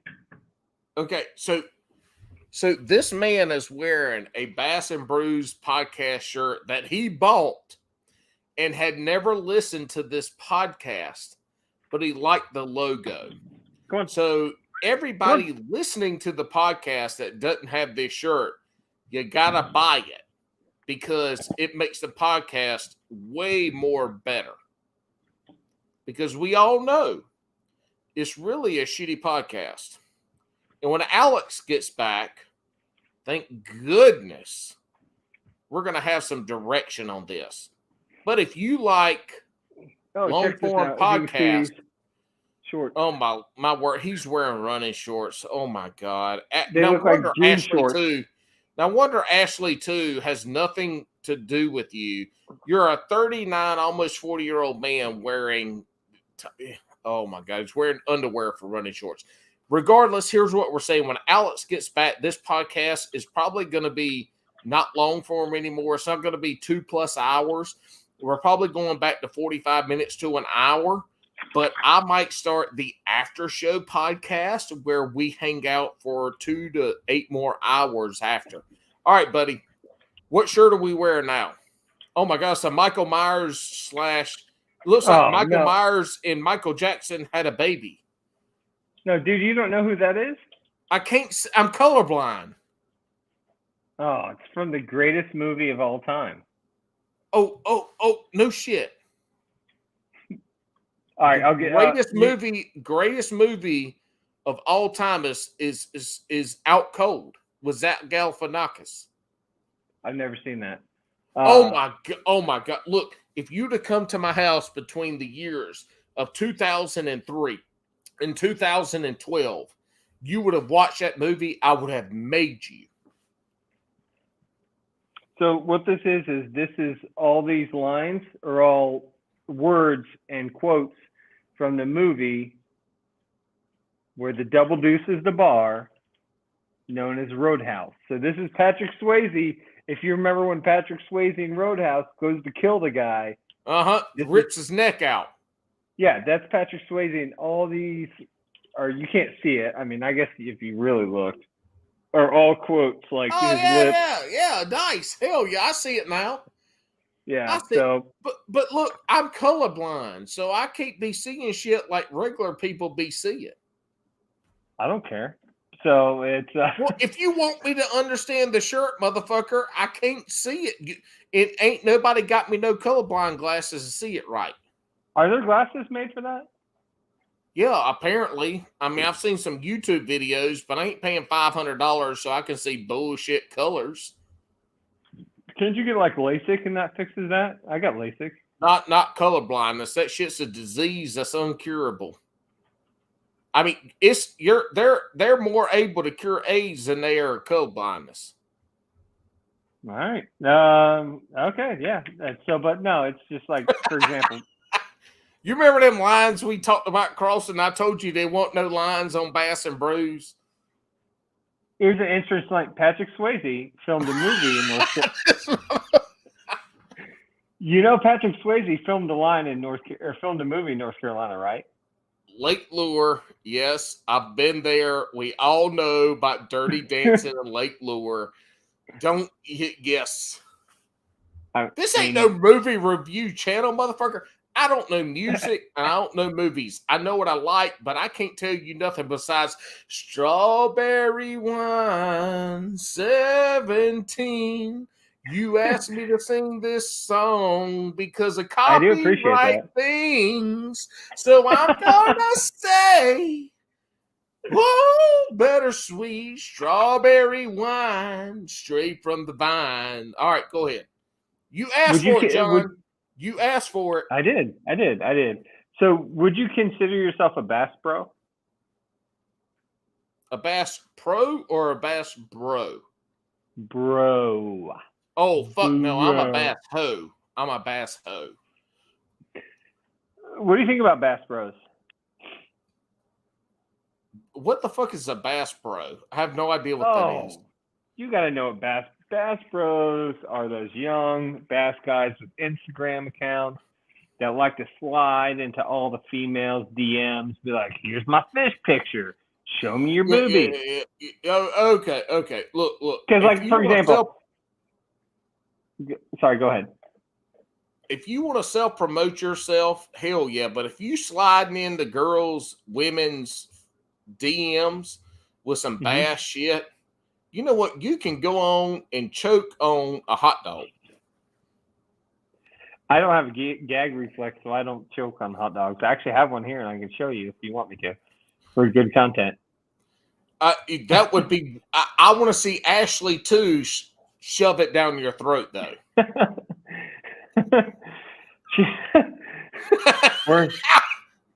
We're not into cucking, so that's not going to happen.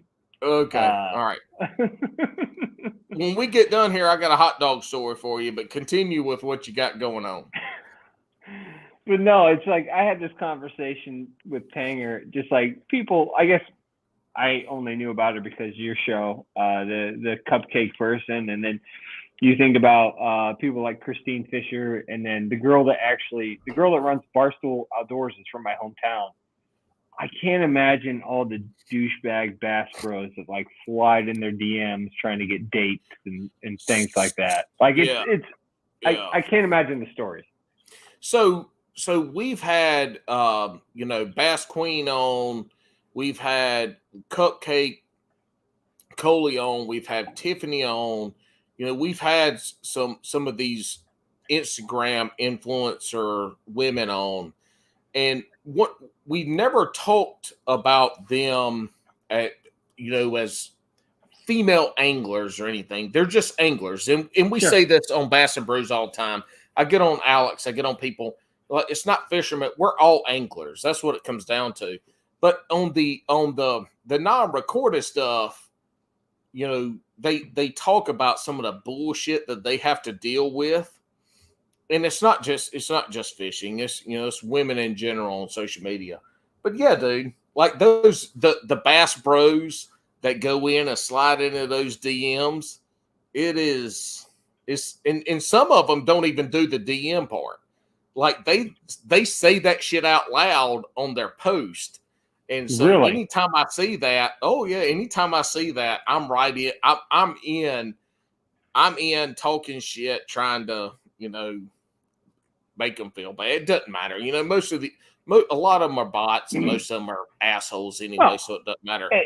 But, and that's my thing too, is one thing as a business owner, I don't give three shits about is how many followers I have or how many likes I have. because I keep track of, like, whenever I get a new like, I'm not spending money on Instagram, but every one of 3 is a bot. I mean, there's not some Russian lady with big old titties in a bikini with 0 posts that really likes my work.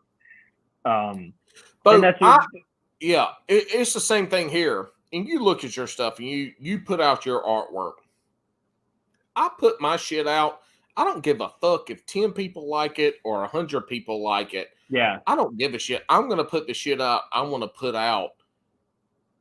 But, you know, ain't nobody sliding in my DMs asking to see my feet. And, you know, and if they did, I send them pictures of my feet all the time. And matter of fact, all these bots that come on, if y'all read my Instagram post and you see the bots that come up, because if you post anything about podcasts, usually anything about podcasts and fish, you get 3 or 4 that say promoted on blah, blah podcast stuff. Yeah. Promoted I don't do on blah, blah fishing stuff. So if you do that, but when they do, I always answer them back. One, it's engagement. So engagement drives views. But 2, people actually read your comments through these posts, at least mine, because I get like 6 or 7 comments. I don't get 5,000 like Alex Rudd or some of those guys. But people read them and people will like those. And because it's a way for me to be creative. But back to your point, the Bass Bros, yeah, fuck those bitches. Any chance I get to like go in and talk shit to them, I'm 100% doing it. And matter of fact, we've had a couple posts that some of those women have made that the people ended up deleting their comments. Yeah, I saw there was one the other day. Stupid ass David Dudley like had a shark and was having the shark like slap him in the butt. Like he had a shark and was like making it slap him. I'm like, Dudley, you fucking moron. And he eventually turned the comments off because there's just some people that post shit. I mean, granted, I post stupid stuff all the time because, well, I'll do it on my personal account. I really don't do it on Drunkwood as much. I mean, I sometimes, if I'm feeling stupid, I'll put like tips for Valentine's Day success, and because my thing is I don't give. Hold on. I loved your Ash Wednesday. Love all the Ashleys. Yeah, my both Ashleys liked it on Facebook, so I thought that was pretty good. What was you did a post too, and this was going back, so I don't know how recent it was. Ashley 2 was like, "You're an asshole" or something. So post you did, I can't remember. Was it? Anyway, it doesn't matter. It doesn't matter. Oh, that was 2 days ago when she was coming back from a trip, and I posted the vacuum cleaner with Richard Mars. Yeah. But I posted on that too. I said, you better get her a real fucking vacuum cleaner. That bullshit that vacuum cleaner you posted ain't worthy of a good woman to run it. That's an expensive ass vacuum cleaner. Ricard? I know vacuum cleaners, but look. Is that the only way you can get a good stuff? Every good woman wants a Dyson.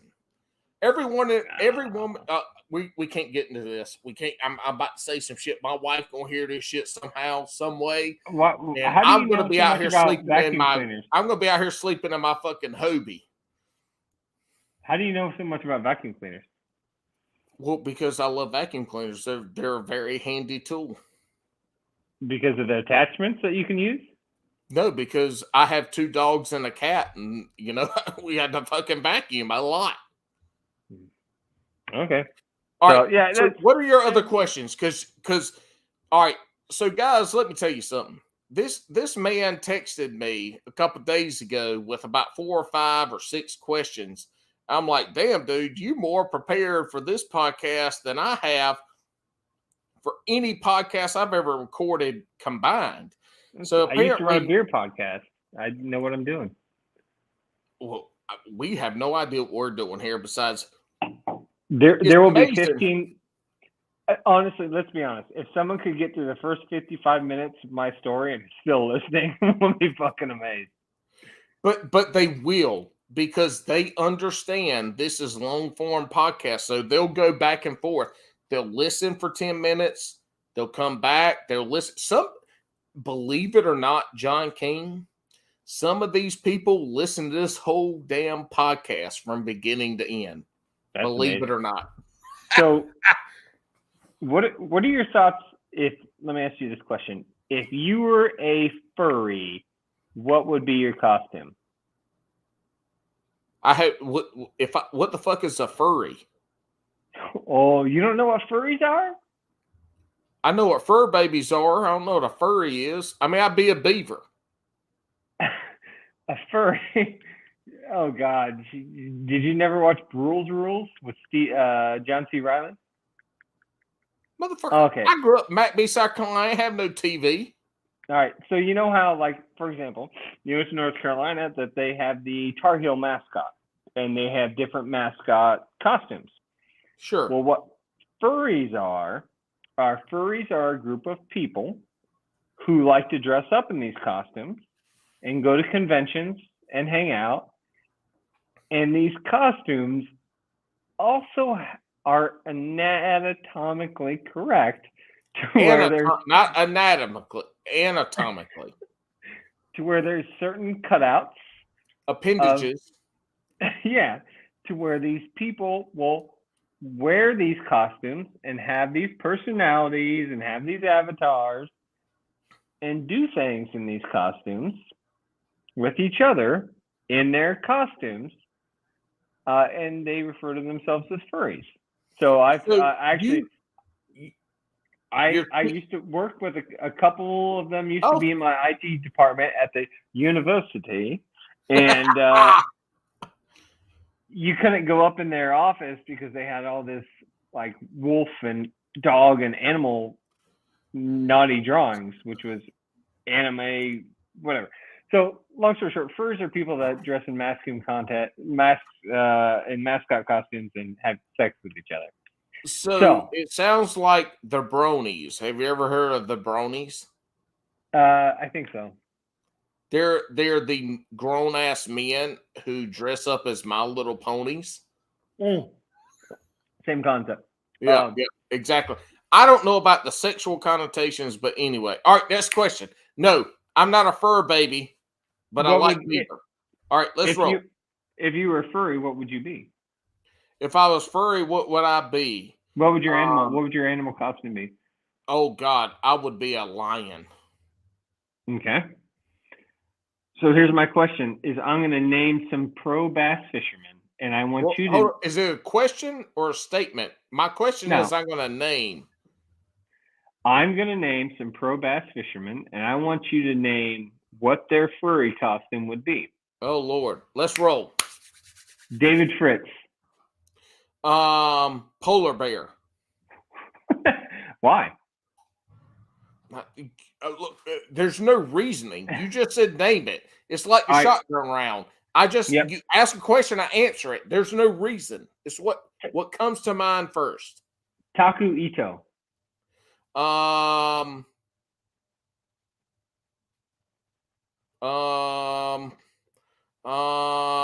Pokemon. That's racist. Pikachu. Yeah. Yeah, Pikachu. I was trying to think of a damn Pokemon, and I've been chasing Pokemon with my son. I should know better. But anyway, I couldn't think of a name.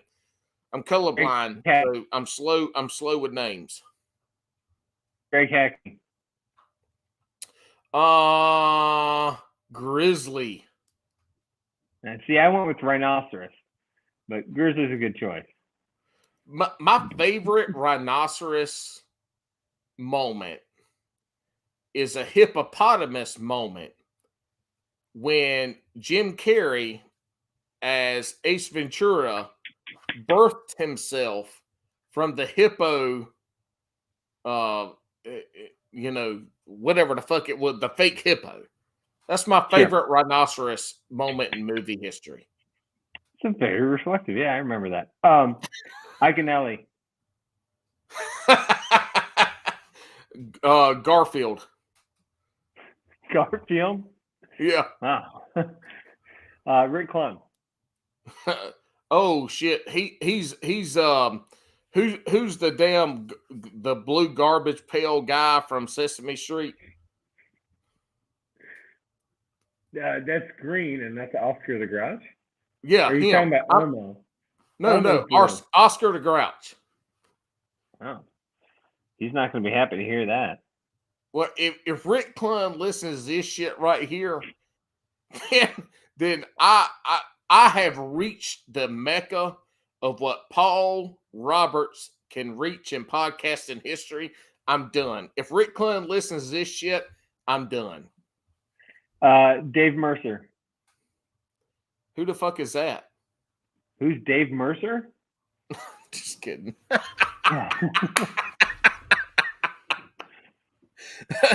Dave Mercer, for a furry animal, he's got to be a liger.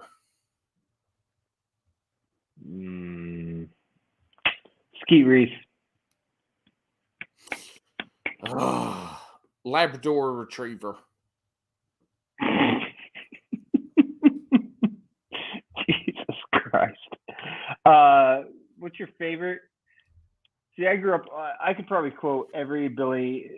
One of my favorite things to do is I like to troll John Cruz on Instagram with all Adam Sandler CD songs. So I don't know. Do you know John Cruz?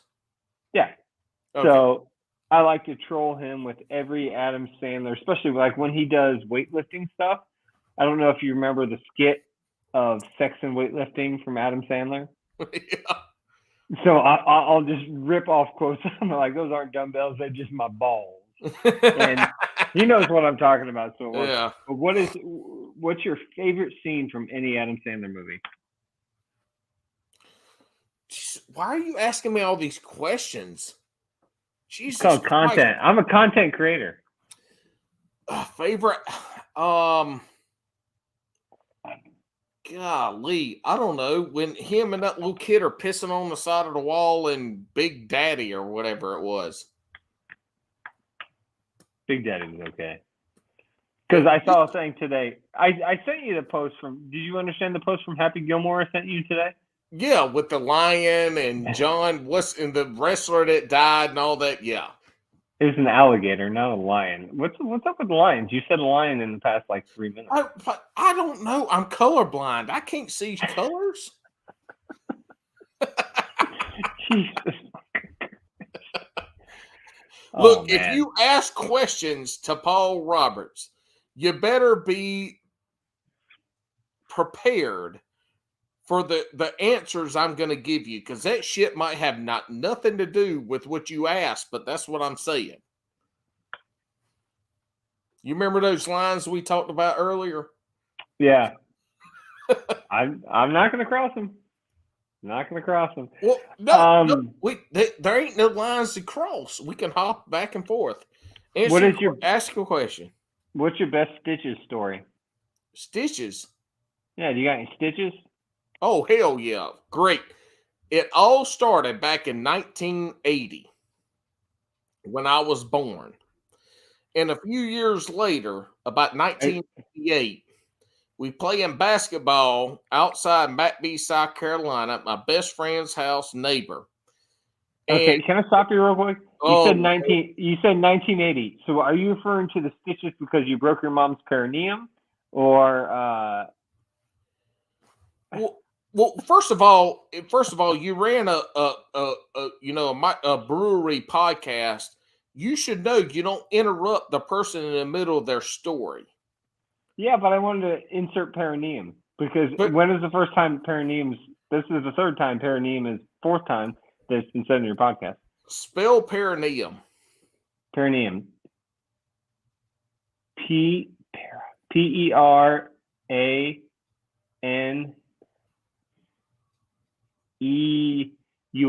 Perineum. Probably not right, but we'll go with it. So anyway. You know what that is, right? Yeah. Okay. It's the flap that they cut off of boys when they're born. No, the perineum is the scientific.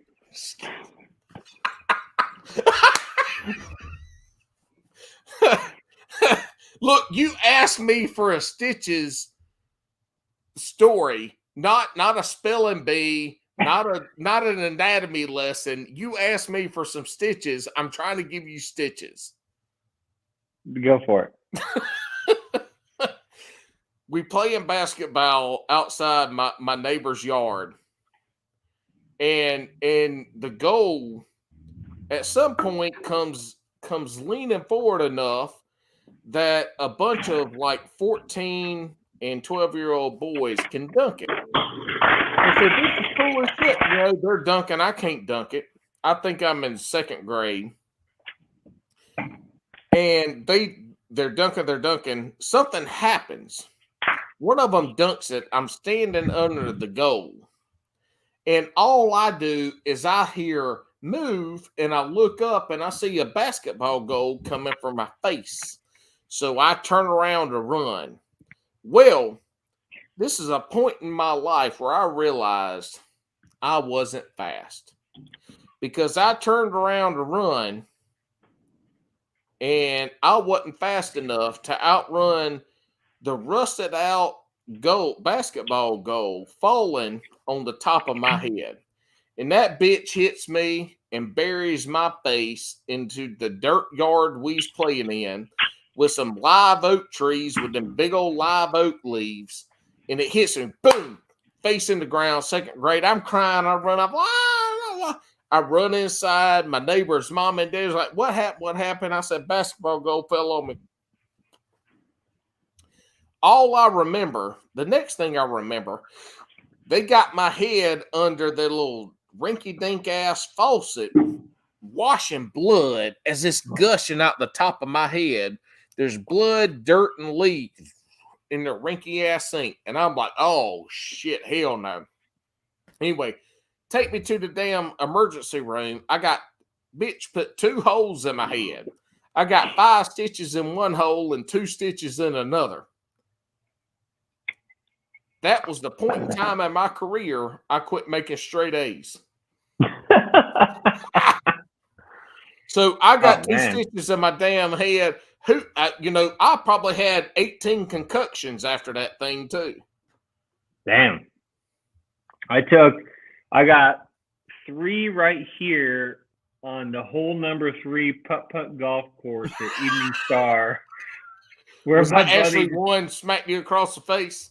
No, my buddy swung it like a regular golf club and just waxed me. What an asshole. No, he's a good buddy, but yeah. And then I got 13 here from Ashley 2 and I's wedding night. Is that when you Chuck Norris the door, right? Yeah. I didn't tell you that story. Oh, yes, you did. See, this is why this works. John, Mr. Drunkwood, this is why this works. We be drunk texting each other stupid shit all the fucking time and don't remember until somebody references and like, damn, did I fucking say that? And like, yeah, you did. He's looking through his text right now to say, oh wow.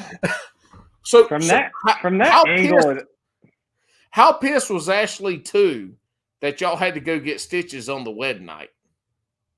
Oh no, we didn't go the night. We went the next day. Okay, well, good, because you at least got to make your wedding real. No, the shitty part is I had it. We had it at a brandy, my buddy's brandy distillery, and it was unlimited brandy old fashioned. So, let me take a couple steps back. So, we got married in Nashville, but had a party. I kind of want you to hear this one, so I'm going to meander. But we got married in Nashville. I've got headphones in so I can hear everything you say. I just can't talk. Oh, yeah, that's because you're peeing. So, yeah, we had a wedding in Louisville. On Bass and Brews, we call it tinkle. Okay. So, long story short was I really got to dancing. My buddy was, we pretty much gave him a list of country music songs and said, can you learn these in 3 days? And he's like, oh, yeah, I can do it all. So I was dancing, and while my dancing during the wedding, I split a hole in my pants. And so, like any non-sober person, I thought, hey, with this hole in the crotch, if you cut the legs off the pants and make them into pirate shorts, no one's going to really realize you have a hole in your pants.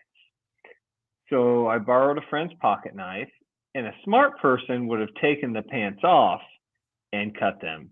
Not Drunk John. Drunk John takes this pocket knife and just starts ripping into the freaking pants and gouges himself 3 times. So during my wedding dance thing, I have tape with paper towels wrapped around my leg while I'm profusely bleeding down through this wedding. So then wedding's over, we clean up and we go to a local bar, have one drink, and it's bedtime for Bonzo. And so we get home and I reach my pocket and can't find the key. And so my wife goes, oh, just wait, I'll go around the back and unlock it. Well, I got super impatient and just was like, I've seen this in the movies. It won't do nothing. And just went, hi-yah! And at that point, when I went, hi-yah, she had just walked down the stairs and was like hand on the door to open it. My fist goes right through it. And glass goes everywhere. Dogs were like, what the fuck? And she just, I look, I'm paper towels, saran wrap. We get to the hospital that night and she just goes like, we're taking you to the hospital. And I was just like, no. I was like stubborn. I was like, I'm not going. So I went back home. You were stubborn. Morning, you were hammered. Yeah. The next morning, my best friend's my doctor and he was at the wedding. And the next morning, I just sent him a picture of my wrist and he goes, get to the hospital right now. And we missed brunch with her parents. We made up an excuse. And, you know, what's funny is, what's funny they don't listen to this and find out the truth. They're not. They have class. So they were you know, when they were doing the stitches, they had to, I don't know what they were doing, but they were like, why is blood coming from your legs? And when they were doing the stitches on my arms, they realized that during the dance, I had stabbed myself like 3 times. And that was when I stopped drinking alcohol. But no, it's gotta love my wife. She puts up with so much shit. So, oh my God. Oh, and you know, she loves. That's the thing is my wife loves when I go fishing because I'm not home. I don't ask her to do shit, and so I took her out. She never like when I brought my boat home. I was like, hey, I pretty much said I'm gonna go buy a bass boat, and she goes, okay. And so I went. No idea what that meant, right? No. So I pulled it up, and she goes, is that it? She goes, where's everyone gonna sit? And I go. She thought you went to go get a pontoon. She's like, where's everyone going to sit? I was like, well, I sit here. You can sit there. She's like, where's the dogs? I go, well, they'll sit on the floorboard. And so I took her out to the Ohio because she'd never been in it. And I was like, all right, we'll dick around on the Ohio. And I don't like, because it gets a lot of party boaters and dick around. Well, no.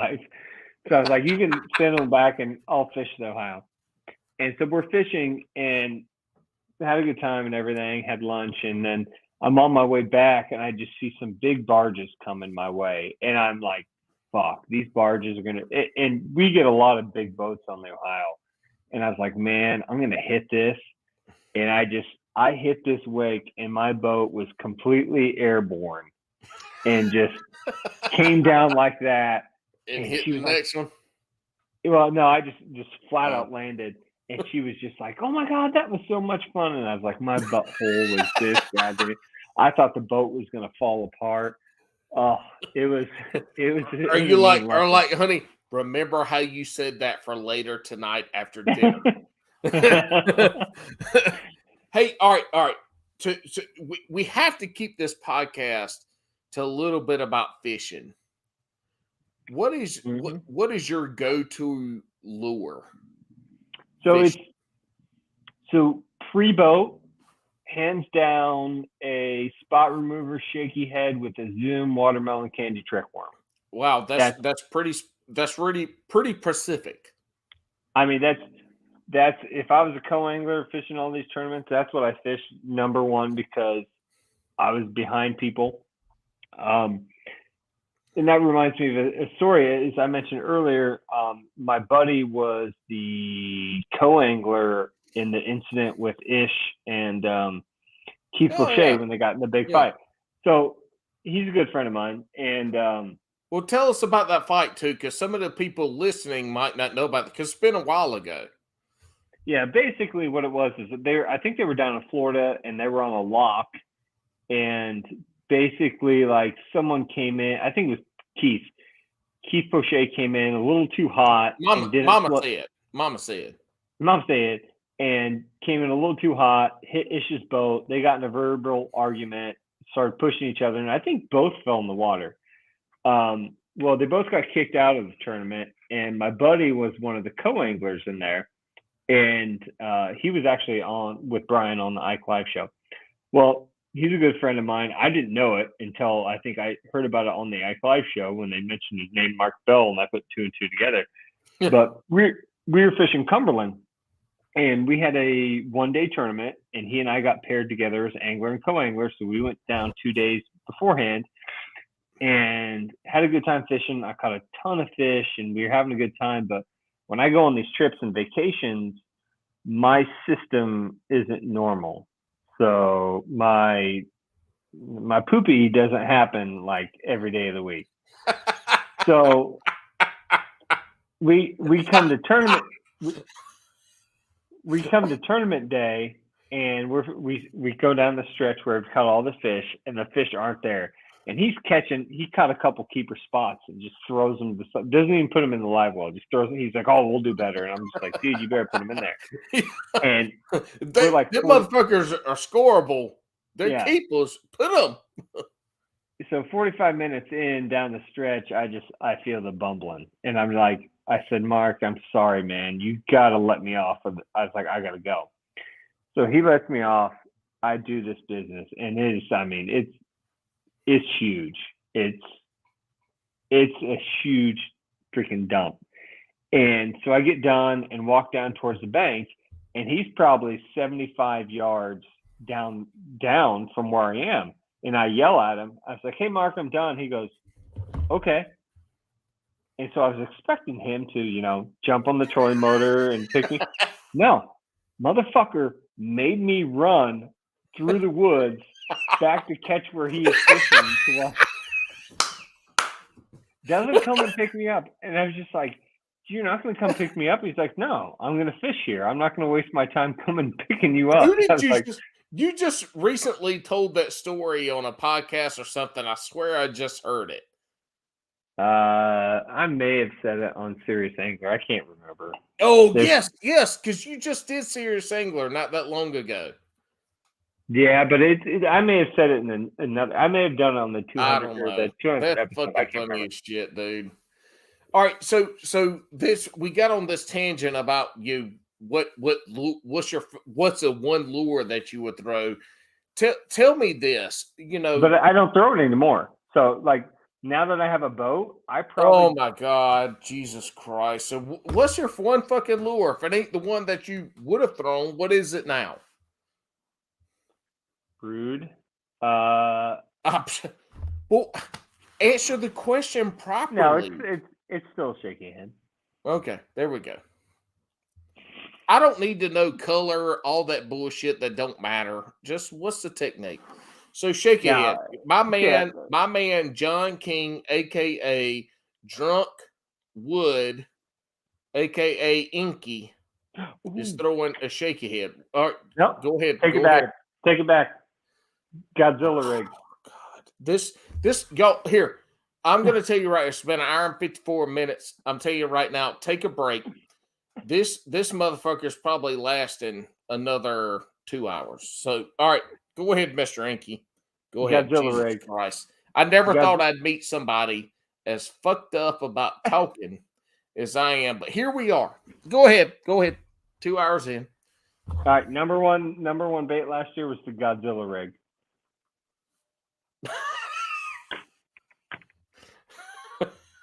There you go. That was my number one bait last year. What made it number one? Caught my most fish. Biggest? caught the most fish, caught the biggest fish, and I don't want to put the cart before the horse, but you will probably see Matt Robertson throwing the Godzilla rig this weekend. The rig no one's heard of. No one does. Get off his phone. I'm texting somebody important to see if they are able to maybe sneak in, do a little dolphin face while I'm like, come in the back door, and she'd be like,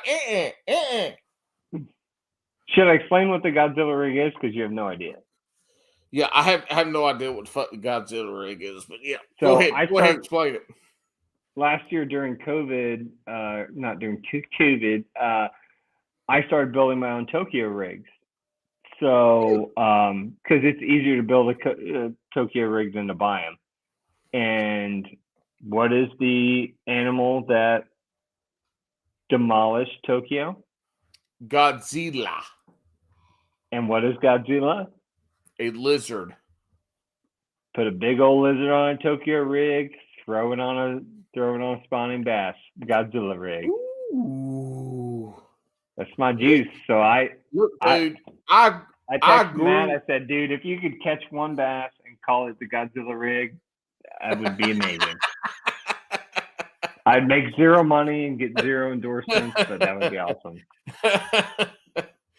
But look, it's got to be fun hanging around that guy. Like, I only know him as a fan of fishing, as his TV personality, as his on-stage personality, and as someone that has played football and knows guys that have played in the NFL. Like, there's a persona and a personality that they are to the public, and then they are to who they really are, to the people that they know.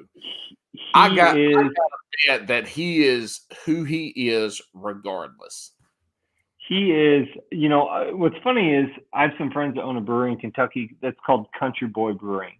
And it's hillbilly and it's called Country Boy Brewing. And I was like, dude, Matt would be the perfect guy for you. And so my friend, I sent him all this stuff, and I contacted Matt.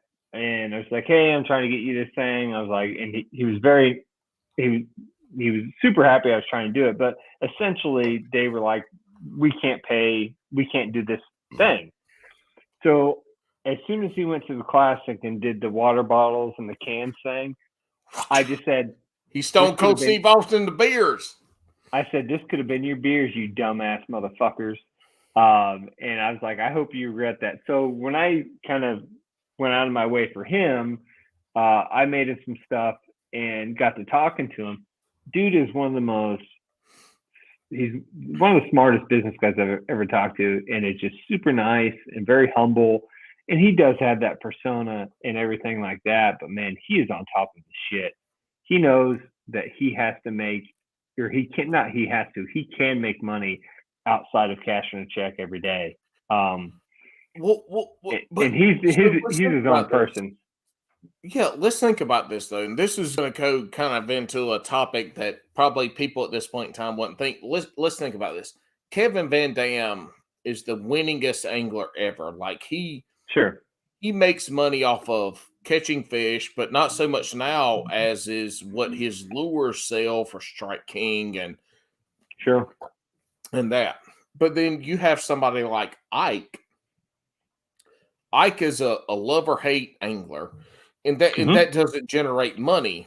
But for him, but that Ike's persona, Ike's draw is people love or hate him, so they're going to watch him, so they're going to talk shit about him or not. Like, that's a draw for Bass or for when he was, with MLF. Like, that personality makes them money.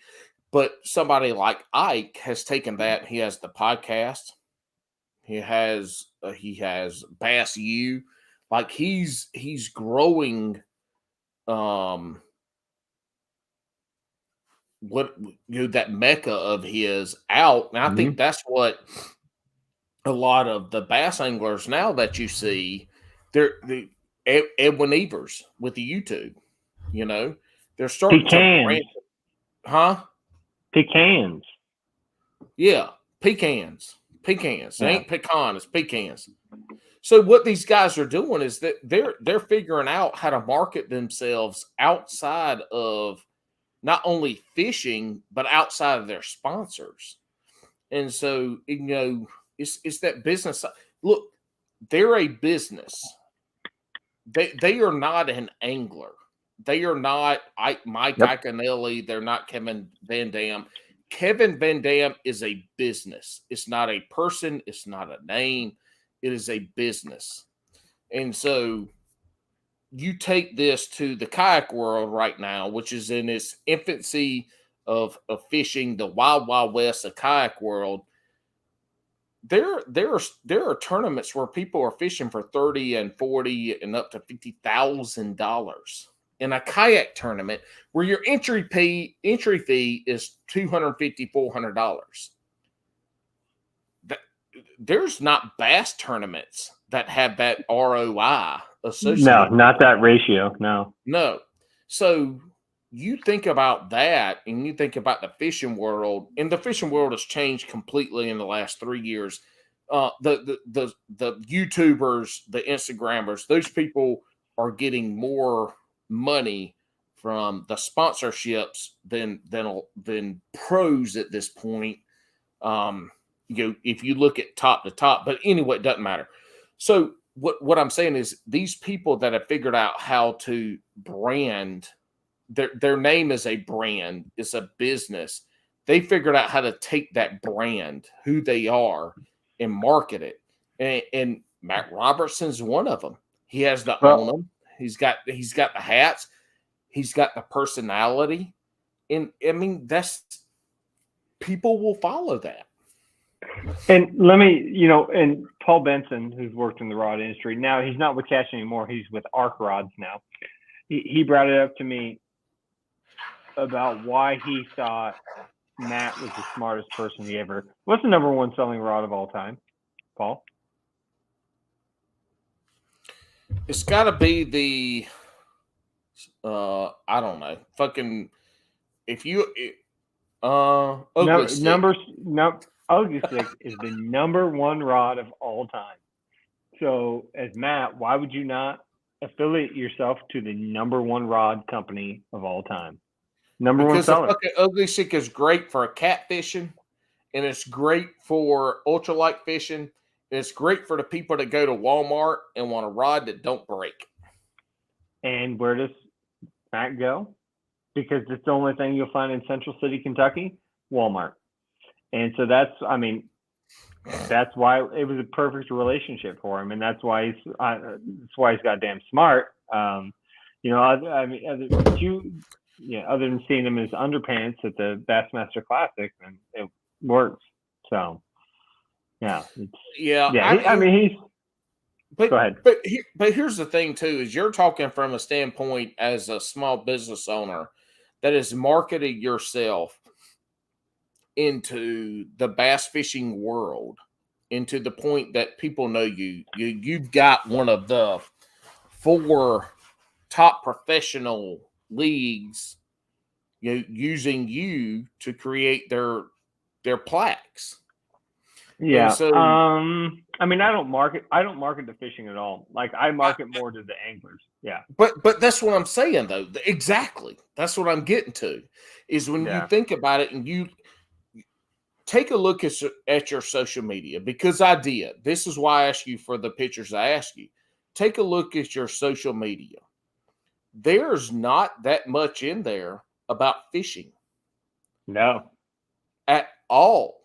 But if you dive into at least some of the people I know that are deep into the professional bass fishing arena, every one of them know who you are. But outside of that, people on your social media look at you selling fucking turtles and ducks and bingles and fucking, shit like that. But that's a niche. Yeah. And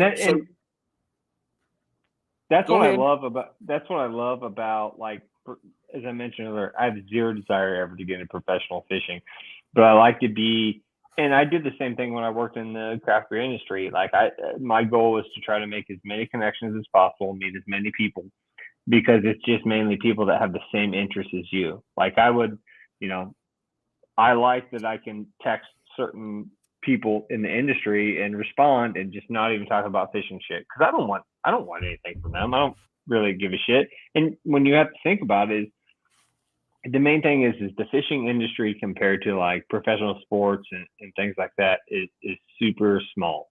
I mean, super teeny tiny. Because like, I mean, I do a bunch of work for Justin Thomas, who's he's from Louisville, Kentucky. He's one of the best pro golfers. I've done work for fucking Elton John. So when he came to town, he's got some work of mine that probably ended up in the river or something like that. But yeah. Goodbye, Yellow Brick Road. I'm gonna throw this shit in this. So he gave it to us. He gave it to his tour manager's assistant. Yeah, and I just like being like I love to just fuck around with a lot of these people and things like that. So like John, I was super bummed I couldn't go to the Classic. I wish I could have, but it just didn't work. But Knoxville's 3.5, 4 hours away, so. And so this podcast really is based off of folks who have a social media presence. Now, not all the time, but like our thing is we want to talk to people that are creating content for other folks to listen to. And they could be a professional angler, they could be in the industry, they could be somebody that just started fishing, 6 months ago. Ours is all about the content creation, how you create it, what got you started, and your fishing journey. And so, if you go look at your stuff, you're not creating a bunch of fishing content or anything like that, but you're deep within the fishing world, from the professional side, the boat side. And that says a lot, though, about what you've done and how you've grown. But that's not to take away from your social media content, because you take the products that you produce, you take really good pictures. You take those before and after pictures of non-poly and poly, or non-urethane and urethane. So you're showing the progression of that art that you're making, and that's people want to follow that, right? People want to see how you take a slat of a bourbon barrel, and then how you turn it into a sea turtle or a duck or a fish, or this mount to put your bourbon on. People want to see that. Yeah, and that's my thing too. Is I will never do videos of like, here's how to do this, because I can't do, like, I don't have the time or the patience to do that. And to be honest with you, no one really wants to see. Here's, I follow some people that do all these how-to videos, and I'm like, I can't watch this shit. I'm like, someone does. And then also when you post those videos, what you're doing is you're giving other people instructions on how to copy your shit and how to start producing that as well. But look, that's a big problem I have too. The only time people want to see you making step by step a fucking wooden turtle is if you cut off a digit. You cut off a fucking finger, you put that shit on the internet. They want to see blood. They want to see pain. And I'll talk about this shit all the time with fishing. People love to see you catch a big fish. But more than what they love to see you catch a big fish, they love to see you lose that big fish. They want to see pain. They want to see a hook in the face. They want to see you lose that big fish. They want to see your damn trolling motor fall off the front of your fucking boat. Like, they want to see pain. People want to see you in pain is what it comes down to. Yeah, my buddy, if you listen to Bash, you'll know his name, Jeremiah Eads. I took him fishing and forgot to put my plug in the boat, and he just recorded the whole thing of me realizing, oh, you forgot to put your plug in the boat, to fucking bilging everything out. And that's the stuff people want to see. And my thing is I've never really given a shit about what other people think, and that could be a bad quality I have. Is I just don't care. I'm just like, fuck it. I don't care if you like me or not. And it's the same thing with my customers too. Is I don't deal with. I hate to use the word Karens. Yeah, you've posted. So as I went back, especially during the Christmas, Thanksgiving, some of the shit you posted from back in that time was funny as hell. Y'all should go look at it. Hold on. All right. I've got a list of fucking questions I'm looking at on my phone right now that you have not asked.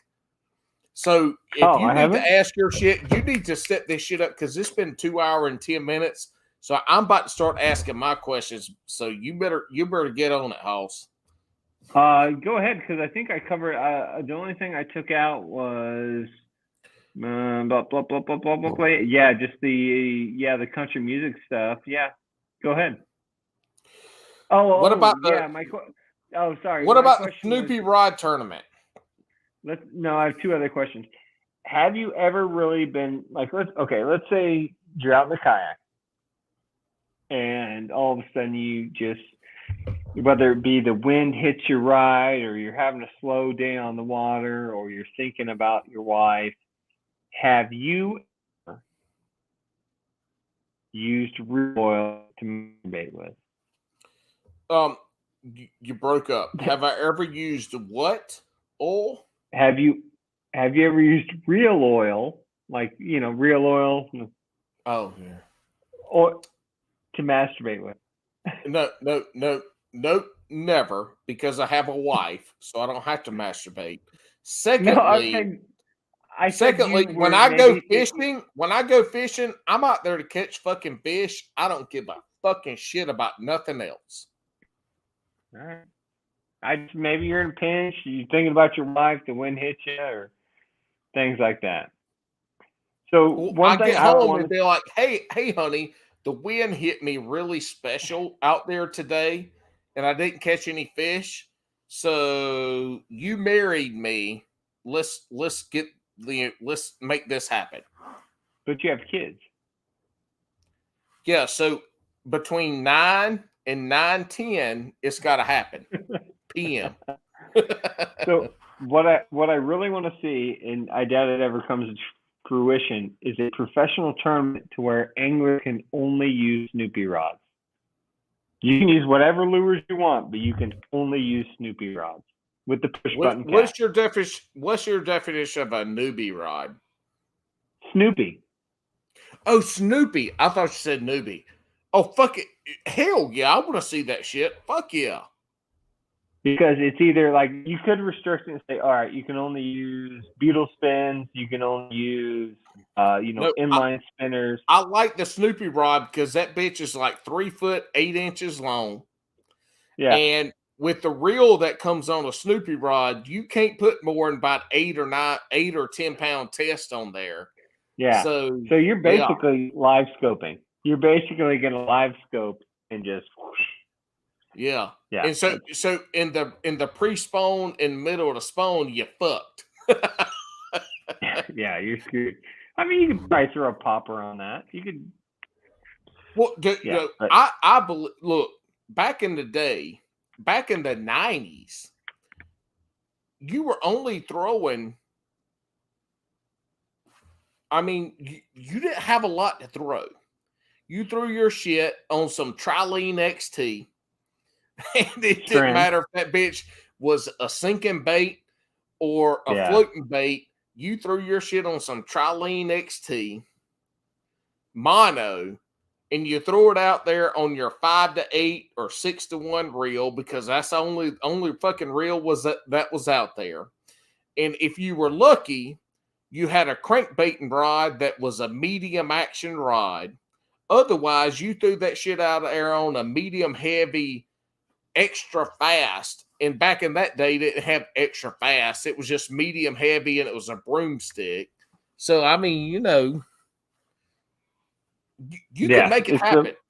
Look, Rick Clun caught some damn fish off his shit, and he was throwing medium heavy fast action rods. I think it'd be a great idea for either Ugly Stick or someone to hold Snoopy Rod tournament and that's all you Reba can. or It's kind Shania? of like, huh? Reba or Shania?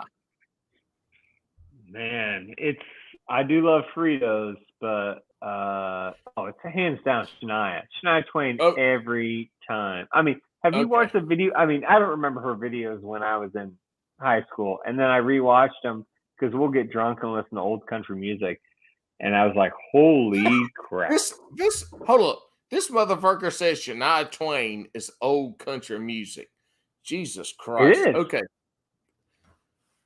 Waylon Jennings is old country music. Shania Twain is new age country music. So let me ask you this. Who's better, Paycheck or Tom T. Hall? Oh, Paycheck. I'll give that. Yeah, usually I love Johnny Paycheck. So, and I take it back. That's my old country. Have you listened to the podcast Cocaine and Rhinestones at all? No. I only listen to fishing podcasts because I'm an idiot.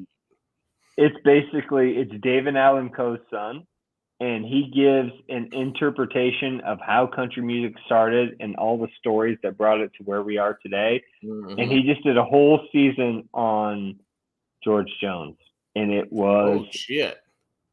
It is amazing. Just all the shit. I mean, I'm a sucker for old country music. I mean, I've gotten kicked out of the karaoke bar. I don't know how many times, just booing blue hair people that are singing shit. Well, look, that country music is the pill popping, dope smoking, like that was the country music that was fueled by no sleep and party. In my opinion, country music stopped when Kenny Chesney started singing, and that's when country music stopped. I will, there's some truth to that. I think it's country music stopped before that, but yeah, when you got into that, but there's still some good country music that comes out. All right, so what's next? What you got for me? Because I got questions for you, Hoss. Go. I mean, all right. Can we make this thing though? Bro country is not country music. Country music is Tyler Childers. Country music is those guys and Sturgill Simpson. There we go. That's my teacup. All right. So John King, aka Drunk, aka Wood, aka Dinky, as BTC called you. Have fun with Dinky tonight. Crocs. Oh, did you try to text him to get on? And he was like, "Fuck you." He sent me a video of him in bed playing with his dog. That's usual. And I said, "Hey man, we still got time. Come on." He goes, "The next text is I'm asleep."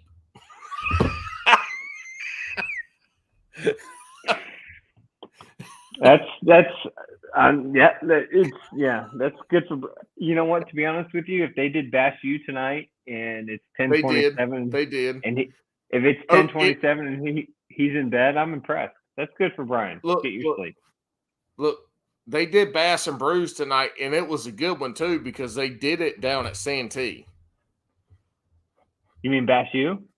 Yeah. You said Bass and Brews. You said they did Bass and Brews down at Santee. Well, shit, goddamn, motherfucker! I've been on this bitch 2 hours and 18 minutes. I can't damn talk at this point. Shit, they did. They did Bass U, and I'm pretty sure Pete's at Santee. So anyway, fuck it. You know what? Pete's got COVID. If you're going to be a stickler, go get Ashley 2 up, and let's see how good you are at being a stickler. Jesus Christ. Go ahead with your question. Proceed. I love that fucking shirt, by the way. It's awesome. All right. Crocs or flip-flops? Crocs are absolute Jesus garbage. Christ. No, stop. Time out. Only time out, dudes Chris from Paddler's Playbook. We don't need a diatribe of which one. It's called the shotgun round. Flip-flop. I'm pumping a shotgun. I'm shooting you in the face. You're getting hit with hot lead. You got to answer the question. That's called bukkake. What? That's called bukkake.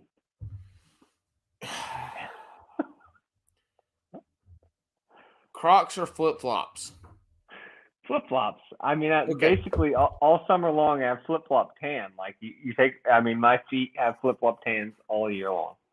Okay. You can, first of all, answer the question. Then we can dive into your answer. But you have to answer the question first.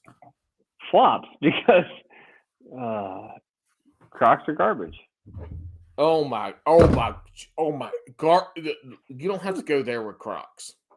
I fish in 18 to 25 degree weather in the wintertime here, and I wear Crocs with no socks. Just the Crocs. People that wear Crocs used to wear Janko jeans in high school. Nope, never had a pair of Jinkos. Don't even know how to spell it. JNCO. So you had a pair because you know how to spell it, because how many times you have to ask your mom and daddy for some Jinkos and you ain't get them? No, never. Tommy Hilfiger. I was all Tommy Hilfiger. Oh, so you was rich. No, I just knew. Hey, I was voted best dressed in high school, man. So you was rich. I was voted funniest and best dressed in high school. Did you have an earring? No. Oh. The only thing that was against my ear were 2 legs. Oh shit! High five, Hoss. Hell yeah! High five, motherfucker! High five me, motherfucker! Hell yeah! Damn. Look, that's classic Bass and Brews right there. That shit. When we hit 1,000 episodes, when we are the #1 podcast in the Panama Canal, not just the canal, but the Panama side of it too. That shit right there is going up. The only thing on my ears was legs. Oh my God. Look, I'm going to roll up in bed tonight at like 2 o'clock in the morning and be like, hey, baby, only thing on my ears tonight needs to be your legs. And when she says, what the fuck are you talking about? Like, John King, Drunkwood on Instagram said to tell you that. So she going to be in your DMs hollering at you. That's all right. All right, pineapple on pizza, yes or no? Oh, Jesus Christ. Do we have to go over the rules again, yes or no? Unless there's Canadian bacon, no. Oh, my God. Canadian bacon's fucking ham. When we grew up, Canadian bacon God, was considered fancy. This is going to be the worst fucking shotgun round ever. This is going to be the worst after the Paddler's Playbook. When Chris couldn't answer the fucking questions without a diatribe, and Drew said, hey, man, and I probably got their names backwards. It don't fucking matter. Oh, Jesus. Now this dude went to go tinkle. He's got, look, I can hear you peeing. He's got his earphones in. This little light of mine, I'm going to let it shine. This little light of mine, I'm gonna let it shine. This little light of mine, I'm gonna let it shine. Let it shine, let it shine. Strawberry wine. Oh, jeez. I can't. Hey, what's up? Anyway, the only other person that went tinkle live on this show was Alex. Mm-hmm. All right, we got to speed this shit up because it's been 2 hours and 23 minutes. And the best part of this podcast has been the last 23 minutes. And ain't nobody going to listen to it because they fucking quit like 2 hours ago when you're telling your story for 1 hour and 55 minutes. All right. Sorry. Pineapple on pizza, yes or no? No. Spend more on a rod or a reel? Reel, hands down, if it's a bait caster, rod, if it's spinning. Second podcast in a row, somebody has said that from somebody that is into fishing, and that shit makes sense. All right, in a 3-hour session, you want to catch 5 2-pounders or 1 7-pounder? I would go with 1 7-pounder because my PB is 7.5, so I would like to get close to breaking that. Bring your fucking ass down here so we can get you a PB. You don't have that big a bass in North Carolina. Not that much bigger than we have in Kentucky. See, this is the problem. People think that South Carolina, North Carolina, minus Santee, ain't got no big fish. Motherfucker, you're telling me that you can catch the same big fish in Kentucky that we can catch here in North Carolina.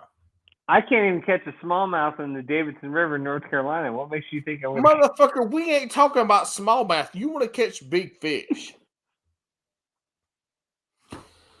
Look, if you don't want to catch big fish, I'm working on getting Alex Rudd here to come catch some North Carolina bigs. If you don't want to be part of that, that's up to you, dude. But you can come down Why here. Why are you getting Alex Rudd coming down? I don't know. He said he wanted to come down here and catch big fish. I'm like, I'm 15 minutes from Sharon Harris and Jordan. I do enjoy. I tell you what, really do. He's one podcast I really do enjoy listening to. So good. So, yeah, let me tell you something. That dude creates content that he wants to create, and he don't give a shit. And it's good. So, do you think he's made kind of some clues about it? You think he's going to stop teaching and just do fishing full time or content creation? I would be willing to bet that he goes full time with the content creation. Yeah, I'll be honest. I've never watched a single. No, I take it back. I watched one video he did when the super drunk guy. I listened to his podcast. I enjoy his podcast. I really enjoy his humor. I think he's really good in that regards. But yeah, that's the thing is he's a teacher. I know I personally, because I ran teacher education programs, I know how much he gets paid. So I grew up in a family of teachers, so I understand. But here's the thing: like the YouTube stuff is one thing, and you can make money on that. Obviously, people do. Greg Blanchard now was a physical therapist who's now doing this fishing full time. You know, you make money. The podcast, I think, is really where you can separate people who have a knack and a gift for the gab and for talking, because there's no clickbait with this. Like with this, if you watch this shit on YouTube, it's the same thing that you hear on the Apple or Spotify. Yeah. But I mean, he like many other people will use clickbait stuff on his videos. Right, you know, but, like use certain words. Like Milliken does it too. I like Ben. He'll do it but too. You have to. They're playing the game. But sure, when you sit down and you listen to them talk, and when you listen to the content they're putting out there, like there's the clickbait. Look, it's clickbait for a fucking reason, because people click on it and they watch it. They watch it to the end. If you want to make money creating content on YouTube, you have to put the clickbait shit out there. Let's take honeybees. So I have beehives. I thought you said honeybees. I was like, I don't know that channel, but I'd like to know it. Well, yeah. Oh, anyway, let me not get into that in case somebody watches this. But anyway, so honeybees, for instance, like that's a huge. If you want to say, oh my God, I want 100,000 subscribers and blah blah blah, and I'm an angler and I want this. Look, sell all your fishing shit, get some honeybees, and start creating content in honeybees, because you're going to grow your channel 10 times as fast with bees as you will with fucking fishing. The other thing that you can, oh hell yeah. Look, fishing on a YouTube scale, because I watch, because I'm a fucking idiot and I watch too much shit. Fishing, if you like, when somebody in fishing has 100, 200,000 subscribers, they're the king of fishing, right? Am I wrong? I don't watch YouTube, so I don't know. Okay, so yes, I'm right. You go to somebody that reviews that watches a music video of Chris Stapleton, and they Kentuckian. Yeah. All they do is watch a video of a music video and react to it, who have 600,000 followers. And then you get a guy, the top angler on YouTube has 200,000 subscribers. Don't nobody give a fuck about fishing. That's all I got to say. Yeah.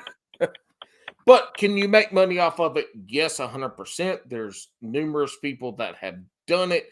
Kayak Catfishing, want to reference on this all the time, has done it. Greg Blanchard. Yeah, I heard about it. Yeah, I heard about him. I want to check that out because, that's interesting, especially with catfish from a kayak, because they'll pull your ass around. Dude's catching fucking 40 and 50 pound fucking catfish from a kayak. I watch that shit more than I watch bass fishing YouTube videos, because ain't nobody catching 40 and 50 pound fucking bass from a kayak. You catch a lot of my buddies noodle back home, and they pull that stuff. I mean, and I tell you what, when I was at home last summer, one of my buddies who noodles brought flathead that he cleaned, and man, it was some of the best goddamn fish. If you know how to clean them, it's goddamn good. Catfish is delicious, just like largemouth bass. Delicious. We have gotten off on a tangent. This shit's got to end in the next 10 minutes. Otherwise, our viewership drops off to like 20%. And honestly, I will tell you right now, if you're still listening, I don't give a shit.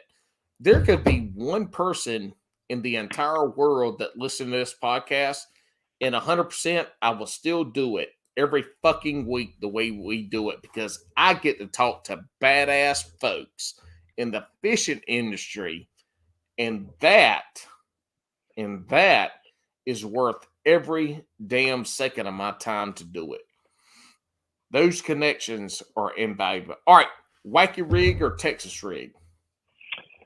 To go back to my Gene LaRue, Salt Craw days, Texas rig. All right. Slow jams or hype music? Not to be negative, I can't believe you still, after this many podcasts, you still have to look at your phone to remember these when I know them by heart after only listening to like 4 or 5 episodes of your show. Oh my God. I drink very heavily before and during this podcast. When I go to tournaments, I listen to nothing but old country music and old country music or 1980s love songs. So slow jams. Yeah, slow jams. Slow jams, slow jacks. So for everybody here today, I'm interjecting all these questions are questions that Alex started this podcast with. Yeah. I am adding a new question right here and now. First time ever on Bass and Brews podcast for the shotgun round. Yes, I've done the Russian woman. Have you ever eaten beaver?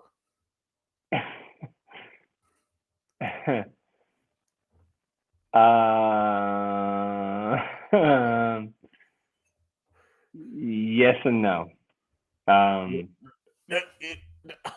Oh, Jesus Christ. We've already been through this twice now. Yes. Okay. Was it in a crock pot or on a smoker? It was probably on a pull-out couch in college. It went on your wedding night? What? All right. As an angler, we know that minus pull-out couch beaver in your dorm room, the top 3 sandwich proteins, because as an angler, we like our sandwiches. Top 3 sandwich proteins. So let me start. When I here we go. Fucking the question. All right, go ahead. This your podcast. Go ahead. I'm listening. So when I fish, I rarely eat on the water. But Ever. Same here. I never eat. I drink water, I drink coffee, and I chew fake tobacco. No, it's mainly water, Gatorade, sometimes a sugar-free Red Bull, and then sesame sticks. But if I do make a sandwich, what I'm doing is the number one sandwich of all fucking time for me is a BLT. So the number one protein of all time is bacon. So I will make a bacon sandwich, and the only issue is with tomatoes. The water extracts will get the bread soggy. That's the only issue. Number 2, staying with pig, is pork belly. Pork belly, which has never been announced, is one of the best sandwich meats of all time. So pork belly is fantastic. The third, AKA bacon. But yes, I know there's a different. It's not hog jowl. Yes. I love taking jowl and smoking jowl and slicing that shit so thin you can see through it. Oh my God. The third and the best, coming from Kentucky, the best thing that you could ever put on a sandwich is fried chicken. It's like a fried chicken tenderloin. Not talking Nashville hot. You put fried chicken on there. Perfect. I mean, and that's why you get, just regular some fried ass chicken and 2 loaves of white bread, and we good. Yeah, we good. That's it. That's number 3. We're not saying baby spinach. We're not saying egg. I love eggs, but we're not doing any of that. Do you remember the guest that says spinach? I remember he says spinach because his wife's in 15 times better shape than he is, and so that's why he says spinach. Who was this guest? Wasn't it Bailey? I'm asking you because I said like 4 episodes ago I was quit referencing it. I'm pretty sure it was Bailey. Bailey who? From where? Bailey Egebrew from Serious Angler Podcast. The Serious Dangler Podcast. So Bailey says spinach, and we stopped the podcast right there. They're like, "What the fuck did you just say?" But no, spinach, man, baby, spinach isn't salad. Look, he was like, "Look, I love some spinach on my sandwich. That crunch, that greenery. But when somebody asks you your top 3 proteins, spinach ain't one of. But we also had, and this was before my time, Delirious Angler, aka Maniac Mod Shop, up in the Atlantic Northeast, fucking Yankees. He said cheese. Yeah, cheese is a protein. No, it is not. Don't start with this shit. A protein is meat. Anyway, all right. We got to wrap this shit up because our viewership is following at the worst possible time. This is the greatest. I figured it out. Look, greatest thing ever. So Timothy, any other questions for you? Because you said you had a bunch, and now you've only asked me like 3, and I'm a little disappointed in you, Mr. King. So I figured out the Wild Bill dilemma. So the Wild Bill I'm talking about is Wild Bill Waxman. W-A. That's the Wild Bill I'm thinking about. So look up Wild Bill, just Wild Bill on Instagram. I follow him. Wild Bill Fishing. Yeah. Oh yeah, that's not the same person. That's where I got all confused. Yeah, oh wow. Exactly. I'm telling you, because I texted him and I say, "Do you know Drunkwood?" He's like, "I have no idea who you're fucking talking about." I'm like, "Well, you're a loser because he thought he knew you and he didn't. Yeah. So now you not knowing him makes you a bigger loser." Wild Bill. Well, we'll get y'all set up here shortly. No, because you need to follow Wild Bill. I will promise you. I follow him. Oh, do you? Did you see him? Did you see him cranking the stick bait last year? No. Oh my God, he couldn't understand why he couldn't catch a fish on a stick bait, but he was throwing it out there and cranking it back like a goddamn crankbait. Like a Rapala, like the ones you get in your Easter basket, like those kind of stick baits, like the regular floating ones. I mean, think of burning a spinner bait back. That's how he was fishing his damn stick bait. But see, if he was from New Jersey, he would know better. But he's from Connecticut, so he didn't know until we talked to him. His loss, yeah, no, that's why I got confused with Wild Bills. I was like, I saw this old guy post all this stuff and all this new guy, and it was like, I don't know. So first of all, William Bill Rogers is going to be fucking pissed. Well, he ain't going to be pissed, but he's like, that motherfucker. He don't care. I don't care. Here's the thing. All right, dude, tell us.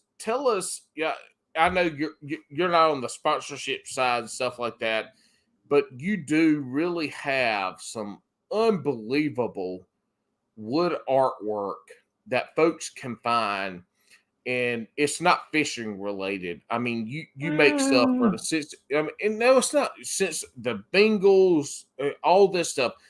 Where can folks find you to find your artwork? Because if you go to Brazzers, BRAZZERS /Drunkwood, you can find it there at Brazzers /Drunkwood.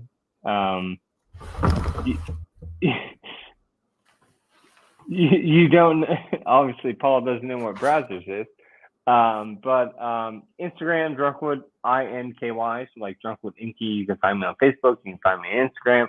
I do a ton of custom work, so if you have any designs, you can look me up. The best thing to do is look through all my photos. You can see a ton of my work. I post some of it on Etsy, but a lot of it's custom, so everything's made per order because I'm a one-man show, so usually turnaround time is about 1 to 2 weeks. So yeah, I can do basically any designs. Here's one that's going out to Ducks Unlimited right now. Let's see if I can get it up going. So basically, it's I can't. This goddamn camera. This camera sucks. Basically, it's a duck with a bunch of different wood colors. I don't use any stains or different things like that. I try to keep everything all natural. Yeah, and that's basically how I lost my virginity. Thanks. And so on top of that, folks with local fishing clubs, kayak, bass fishing, all this. Yeah. So I do tournaments. You do some stuff for the local clubs too, right? Yeah. So I somehow got organized with the club out in Louisiana, contacted me, and I've done like 3 or 4 trophies for them. So yeah, I can definitely do trophies for different people. The thing is, wood and time and stuff cost money, so you're not going to get some cheap plastic shit. So, but yeah, I definitely do. If people ask me to do it, I can try to do some one-off stuff for that. But yeah, I stay pretty busy. I work I have one guy that helps me, but typically from August till December, I'm doing 70 hours a week trying to keep up with shit. So it's good. All right. So yeah, that's your plug. It's not a butt plug, but it's a plug. Well, you know what? I mean, when you get married, those plugs go away. So anyway. No, right. I remember one time my dog started chewing on my stepmom's butt plug and brought it out to the living room. We had this, my stepmom passed with cancer, and we had a get together out at the lake last year with all the ponds and the lakes, and it was me and my stepsisters. And you know what's funny is growing up, my stepsisters never once said, "Oh no, stepbro." So I don't know where that comment came from, but we had a bunch of good stories, and we brought up the fact that one time we were sitting watching TV, and the dog dragged out one of my stepmom's butt plugs and was chewing on it. Good times had by all. All right. Well, thank you, dude, so much for coming on. This embodies this embodies the Bass and Brews and who we are. You know, you got somebody that creates content for his business, has fishing experience, not a fishing professional, but No, I suck. is in the industry. But you know, somebody that has been able to get around. Oh Lord, have mercy! He is sniffing. I don't. He's like Steve-O pre sobriety, but here we are. But thank you. We're going to end this shit. It's been 2 hours and 45 minutes, which is how this shit happens. Hooks at Hoolums. Check them out. They don't sponsor us. We don't get shit from them besides love, hugs, and Wild Bill's feelings. So here we are. Y'all have a good one. Drunkwood, stand by after the show. Me and you going to talk. Here we go. Hell. Give me a hail, Drunkwood. Hell.